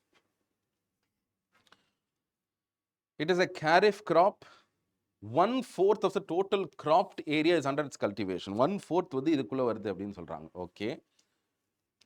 The aus, aman and boro are its 3 different growing period. ஒரு வருஷத்துல காரிஃப், ராபி அப்படின்ற ஒன்று நார்த் இந்தியாவில் ஸ்பெசிஃபிக்காக 3 க்ரோயிங் ரீஜன்ஸுக்கு தகுந்த மாதிரி எந்த பீரியடில் க்ரோ ஆகுதோ அதுக்கு தகுந்த மாதிரி இதுக்கோட பேர் வரும். தி ஹவுஸ் கிராப், தி அமன் கிராப்னு சொல்லிட்டு. இதெல்லாம் எதுனா இந்த பர்டிகுலர் ஃபேக்டை வச்சு நம்மளால் கண்டுபிடிக்க முடியும். Answer is rice. சரிங்களா? So kharif crop plus 1/4. So இந்த க்ளூ உங்களுக்கு இருக்கணும். சரியா? வீட்டுன்றது இது கிடையாது. வீட்டுக்குமே கிராப்ட் ஏரியா அதிகம் தான். Not as high as that of rice. ஆனாலுமே கேரிஃபை வச்சு அதை எலிமினேட் பண்ணலாம். Answer is rice. 21ல் கேட்டது. இது ஒரு இன்ட்ரெஸ்டிங்கான கொஸ்டின் பாருங்கள். Sugar cane is one of the important cash crops. Science ரிலேட்டடாக கேட்டிருக்காங்க. It is used to obtain, it is grown to obtain what? எதுக்காக சுகர் கேனை க்ரோ பண்ணுறோம்? இதனால் இந்த சுகர் கேனில் என்ன கிடைக்குது நம்மளுக்கு? ஸோ சயின்ஸ் படி நம்ம செக் பண்ணுறப்ப என்னன்னா சுக்ரோஸ். சரியா? What we get is sucrose. Sucrose தான் நம்ம இந்த டேபிள் சுகர் அதெல்லாம் பயன்படுத்துறது. குளுக்கோஸ்ன்றது என்னன்னா, குளுக்கோஸ்ன்றது ஈவன் நம்ம ரொம்ப சுகர்னாலே அது குளுக்கோஸ் அப்படின்ற மாதிரியான டேர்ம்ஸ் நம்ம பயன்படுத்திட்டு இருக்கிறோம். குளுக்கோஸ் கண்டென்ட்ன்றது கார்போஹைட்ரேட்டில் இருக்கும். சரி, அது மோனோசாக்கரைட்ஸ்ன்னு சொல்லுவாங்க. ஸோ அந்த மாதிரியான ஒரு ஃபார்மில் இருக்கும். So glucose is there. ஃப்ரக்டோஸும் அதே மாதிரி தான். ஒரு குளுக்கோஸ் காம்பவுண்டும் ஃப்ரக்டோஸ் காம்பவுண்டும் சேர்ந்து உருவாகிறது தான் சுக்ரோஸ்ன்னு சொல்லுவாங்க. சுக்ரோஸ்ன்றது இன்னும் கொஞ்சம் ஸ்வீட்டராக நம்மளுக்கு இருக்கும். சரியா? ஸோ தட் இஸ் வை பீட்ரூட்டில், சுகர் கேனில் இந்த மாதிரியான சில கிராப்ஸில் இருக்கும். So why do we grow sugar கேன்னா? Because of its sucrose content. இங்கே பாருங்கள், இது ஒரு ப்ராடக்ட் பேஸ்ட் கொஸ்டின். கொஞ்சம் இன்ட்ரெஸ்டிங்கான question also. From which among the above pair of species a small quantity of fine quality wool. Fine quality வூல்ன்றது என்ன அப்படின்னா பஷ்மினா வூல் தான். அதுதான் குறிக்கிறாங்க அவங்க. இந்த பஷ்மினா வூல்ன்றது எதுலேருந்து நம்ம எடுக்கிறோம்? பஷ்மினா ராபிட்ஸ், பஷ்மினா ஷீப் அப்படின்றது நீங்கள் கேள்விப்பட்டிருப்பீங்க. அப்போ இதுவும் இருக்கணும், இதுவும் இருக்கணும். Pashmina and angora rabbits, pashmina and angora sheep. Answer வந்து ஏ. ஏன்னா அங்கோரா ராபிட்ஸ் இருக்கு, that's also a furry animal. Angora ராபிட்ஸில் இருக்கக்கூடிய ஃபர்லேருந்து என்ன பண்ணுறோம் அப்படின்னு சொன்னால் we can actually make some good quality of wool. சரி, அதனால் வூலை தயாரிக்கிறதுக்கும் நம்மளோட கார்மெண்ட்ஸ் தயாரிக்கிறதுக்காக, வூல் கார்மெண்ட்ஸ்க்காக கோட்ஸும் அங்கோரா ராபிட்ஸும் பயன்படுத்துகிறோம். So answer is A. Which of the following factors are affecting the price of rice in the recent past? So recent pastல ரைஸோட price affect பண்ணுறது எதெல்லாம்? MSP கண்டிப்பாக. கவர்மெண்ட்டோட ட்ரேடிங், ஆமாம். சரி, ஓப்பன் மார்க்கெட் சேல்ஸில் ட்ரேட் பண்ணுறாங்க, அதனால் கரெக்டு. ஸ்டாக் பைலிங், நிறைய ஸ்டாக்ஸை வச்சுக்கிட்டே இருக்கிறாங்க. 2021 அப்புறம் பார்த்தீங்கன்னா பஃபர் ஸ்டாக்குக்கு மேலே நம்மளோட ஃபுட் செக்யூரிட்டிக்காக நிறையவே இது பண்ணிட்டு இருக்கோம். அதனாலையும் ப்ரைஸோட ரைஸ் அஃபெக்ட் ஆகுது, போத் நெகட்டிவ்லி ஆர் பாசிட்டிவ்லி. இங்கே வந்து ஜென்ரலில் தான் கேட்டிருக்காங்க, கன்சியூமரோட subsidies. So all of this has an effect on the price of rice. 2020 கேட்ட question, in the case of all cereals, pulses and oil seeds, the procurement at MSP is unlimited in any state.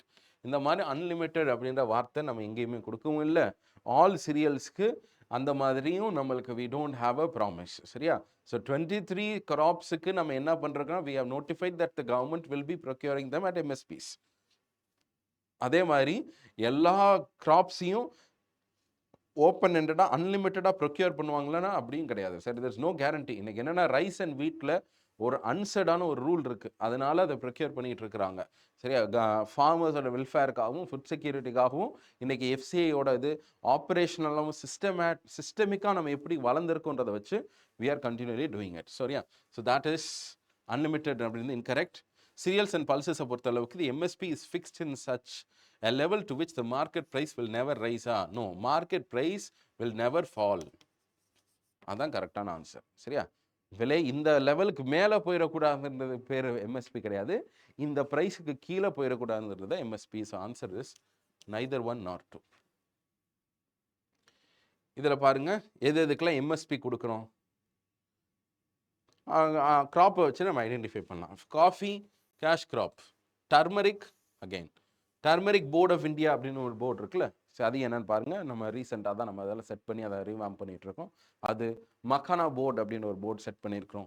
இதெல்லாம் பார்த்துக்கோங்க. Okay, so answer 3யும் 7யும் நம்ம எடுக்கணும். So remove பண்ணி பாருங்கள். 3 இங்கே இருக்குது, 3 இங்கே இருக்குது. So 2, 4, 5 and 6. So you remove 3, you get the answer. சரியா? ஸோ அரிகானட் இருக்கா இல்லையா அப்படின்றது நம்ம உள்ளே போய் அவ்வளோ தூரம் கிளாரிட்டி இல்லைன்னா இந்த இதை வச்சு நம்ம ரிமூவ் பண்ணிடலாம். சரியா? So barley, finger millet, ground nuts and sesamum. So these are the answer. So answer is B. Fixation of the price levels for wheat and rice by the Commission of CSAP is an example of. அதாவது price லெவலை fix பண்ணுறதுக்கு பேர் administered ப்ரைஸா இல்லை support ப்ரைஸா? This is price. Administered ப்ரைஸ்னால் என்ன? அதில் வந்து நம்ம வந்து ப்ரைஸ் இவ்வளோ தான் போகணும், இதுக்கு தான் விற்கணும் அப்படின்னு சொல்கிறது. சரியா? நாங்கள் உங்கள்கிட்ட வாங்குகிற ப்ரைஸுக்கு பேர் support price. It is not the administered price. எம்எஸ்பியை கால்குலேட் பண்ணுறதுக்காக எதை பயன்படுத்துறது கிடையாது. இன்றைக்கி ஒரு மெத்தடாலஜி இருக்குது, இன்றைக்கி நம்ம அதை எடுத்தால் ரொம்ப எக்ஸஸாக பேசுகிற மாதிரி இருக்கும். ஆனால் இப்போதைக்கு நம்ம எந்த பேசிஸில் வச்சு கண்டுபிடிக்கிறோம்? A2 + FL அப்படின்ற காஸ்ட். அந்த A2ன்றது என்ன அப்படின்னா, it's a costing accounting method in which நிறைய பேராமீட்டர்ஸை வச்சு எதெல்லாம் ஒரு ப்ரைஸ் ப்ரொடியூஸ் பண்ணுறதுக்கு தேவையாக இருக்குது அப்படின்றத வச்சு கண்டுபிடிக்கிறோம். Okay, so A2 + FL. So which one of the following is not considered? அதான் கேட்குறோம். காஸ்ட் ஆஃப் ப்ரொடக்ஷன் கண்டிப்பாக வரணும். Inter crop price parity. சரியா? ஸோ இதுவும் ஒரு ஃபேக்டராக நம்ம வந்து கன்சிடர் பண்ணுறோம். ஏன்னா இன்டர் கிராப்ஸ், 2 கிராப்ஸுக்கு இடையில நம்ம ஒரு எம்எஸ்பியை ஃபிக்ஸ் பண்ணுறப்ப என்ன இருக்குன்னா பேரிட்டி இருக்கணும், இதனால அது பாதிக்கக்கூடாது அப்படின்றத considerations also we take. International trends and domestic மார்க்கெட்ஸோட ட்ரெண்டையும் நம்ம எடுக்கிறோம். மார்க்கெட் ட்ரெண்டின் அடிப்படையில் வச்சு நம்ம என்ன பண்ணோம், ஓகே அப்போ இந்த அளவுக்கு எம்எஸ்பி கொடுக்கலாம் அப்படின்ற டெசிஷனையும் எடுக்கணும். சரியா? So all these are taken into account. Cost of living index is not taken into account. Cost of living இண்டெக்ஸ்னா என்ன? நம்மளுக்கு சிபிஐ லெவல். ஸோ சிபிஐ பேசிஸில் வச்சு நம்ம எம்எஸ்பி நம்ம அட்ஜஸ்ட் பண்ணுறோமா? Not like that. ஸோ அதுதான் நம்ம பண்ணுறது கிடையாது. So answer is price floor. நம்ம ஆல்ரெடி சொன்ன மாதிரி எது ப்ரைஸ் ஃப்ளோர்? எம்எஸ்பி தான் ப்ரைஸ் ஃப்ளோர். சரி, அதுக்கு கீழே போகக்கூடாதுன்றதுக்கு பேர் தான் price floor. Private investments is mostly on labour saving. லேபருக்கு பதிலாக மெக்கனைசேஷன் பயன்படுத்தலான்னு தான் அக்ரிகல்ச்சரில் அதிகமாக இன்வெஸ்ட்மெண்ட்ஸ் வருது. ஸோ லேபர் இன்டென்சிவாக இல்லாமல் கேபிட்டல் இன்டென்சிவாக இன்றைக்கி போயிட்டுருக்கிறதுக்கு முக்கியமான காரணம் என்னவாக இருக்கலாம் அப்படின்னா rising wages and tighter labour markets.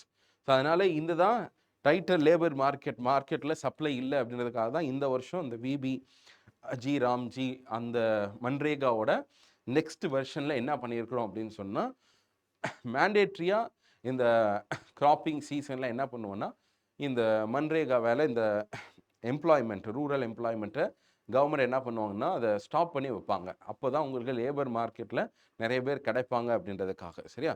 அது ஒரு good reform in that particular scheme. So answer is C. In India, a cultivable land which is left uncultivated for more than a year but less than 5 years. நம்ம சொன்னது தெரியுமா, இதுக்கு பேர் என்ன? fallow other than current fallow. சரி, கரண்ட்டாக ஃபாலோடாக இருக்கிறது 1 year, அதை தாண்டி இருக்கிறது தான் இது. ஸோ இது எல்லாமே உங்களுக்கு இந்த மாதிரியான டிஸ்டிங்ஷன்ஸ் எல்லாம் அந்த 12th ஸ்டாண்டர்டோட ஜியாகிரஃபி, பீப்புள் அண்ட் இட்ஸ் எக்கானமியில் இருக்கும். Okay. The ratio of the gross cropped area to the net sown area is called as. Gross cropped ஏரியானா, நெட் சோன் ஏரியானா என்னென்னா, மொத்தமாகவே இந்தியாவில் எவ்வளோ லேண்ட் இருக்குது, அதில் எந்த அளவுக்கு நம்ம என்ன பண்ணியிருக்கிறோம், கிராப்பிங்காக, கல்டிவேஷனுக்காக பயன்படுத்துகிறோம். எக்ஸாம்பிள் ஒரு 100 அப்படின்றத இது பயன்படுத்துகிறோம். கிராப்ட் ஏரியானா என்னென்னா, எதில் விதைச்சிருக்கோம், அதை எவ்வளவு தூரம் நம்ம என்ன பண்ணுறோம், கிராப்பிங் பண்ணியிருக்கிறோம். அப்போது ஒரு வருஷத்தில் சோன் ஏரியா என்னன்னு பார்த்தா, நம்மக்கிட்ட 1 ஏக்கர் இருக்குன்னா, அந்த 1 ஏக்கர் தான் நம்மளுக்கு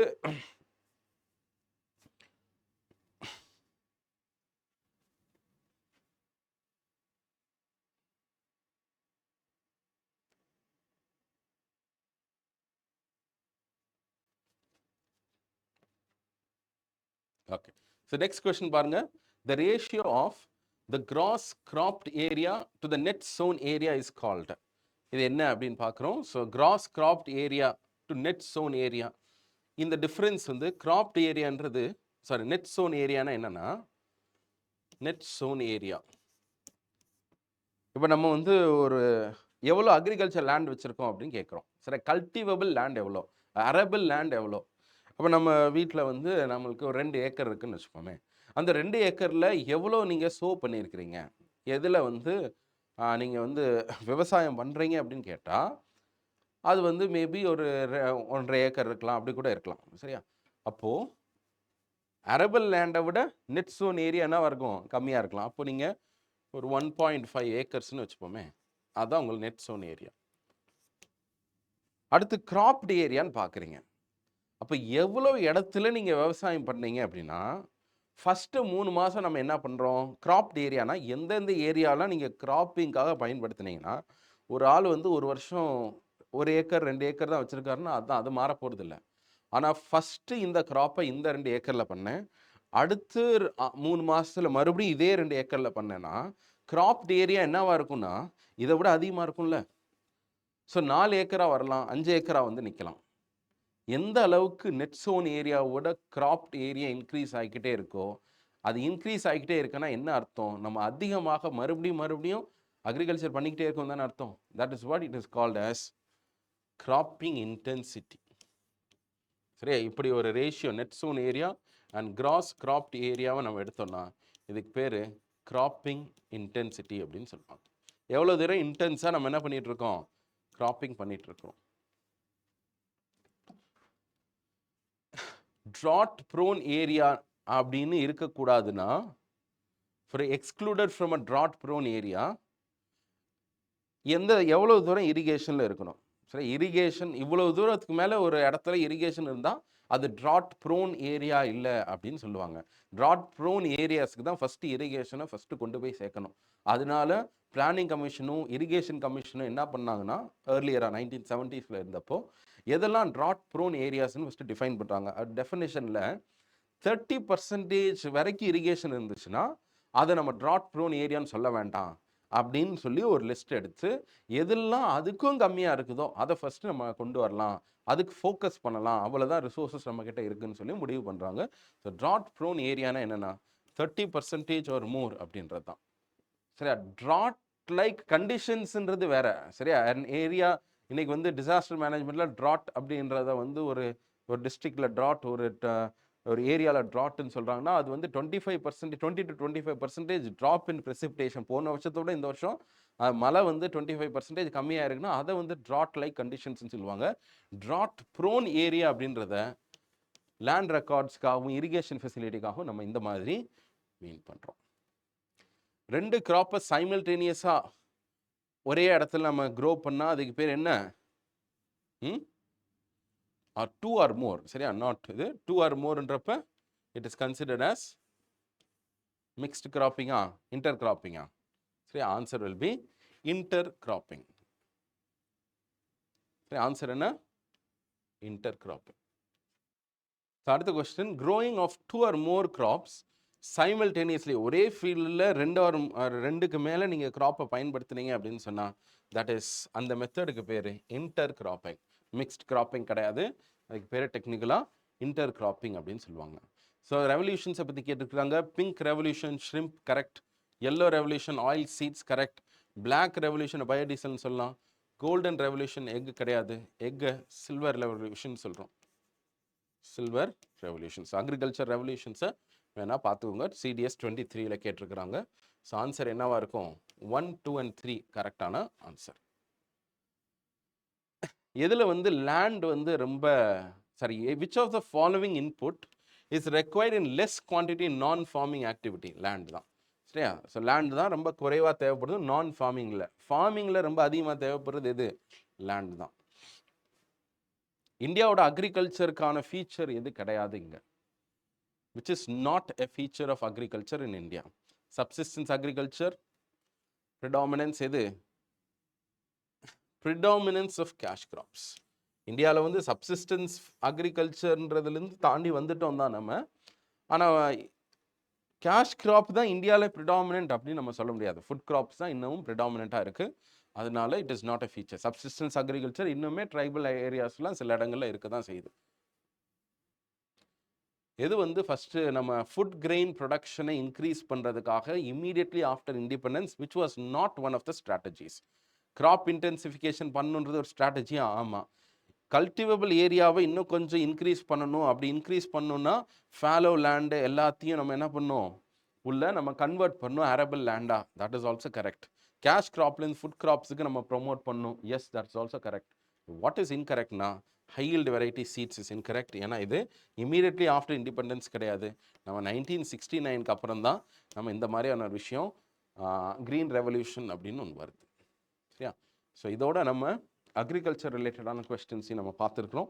இதுலேருந்து எந்த ஏரியாஸை ஃபோக்கஸ் பண்ணுறாங்க அக்ரிகல்ச்சர் ரிலேட்டடான கொஸ்டின்ஸில் நீங்கள் வந்து எக்கானமி மட்டும் இல்லை, ஸோ மல்டிபிள் டைமென்ஷன்ஸில் நீங்கள் பார்த்துக்கணும்.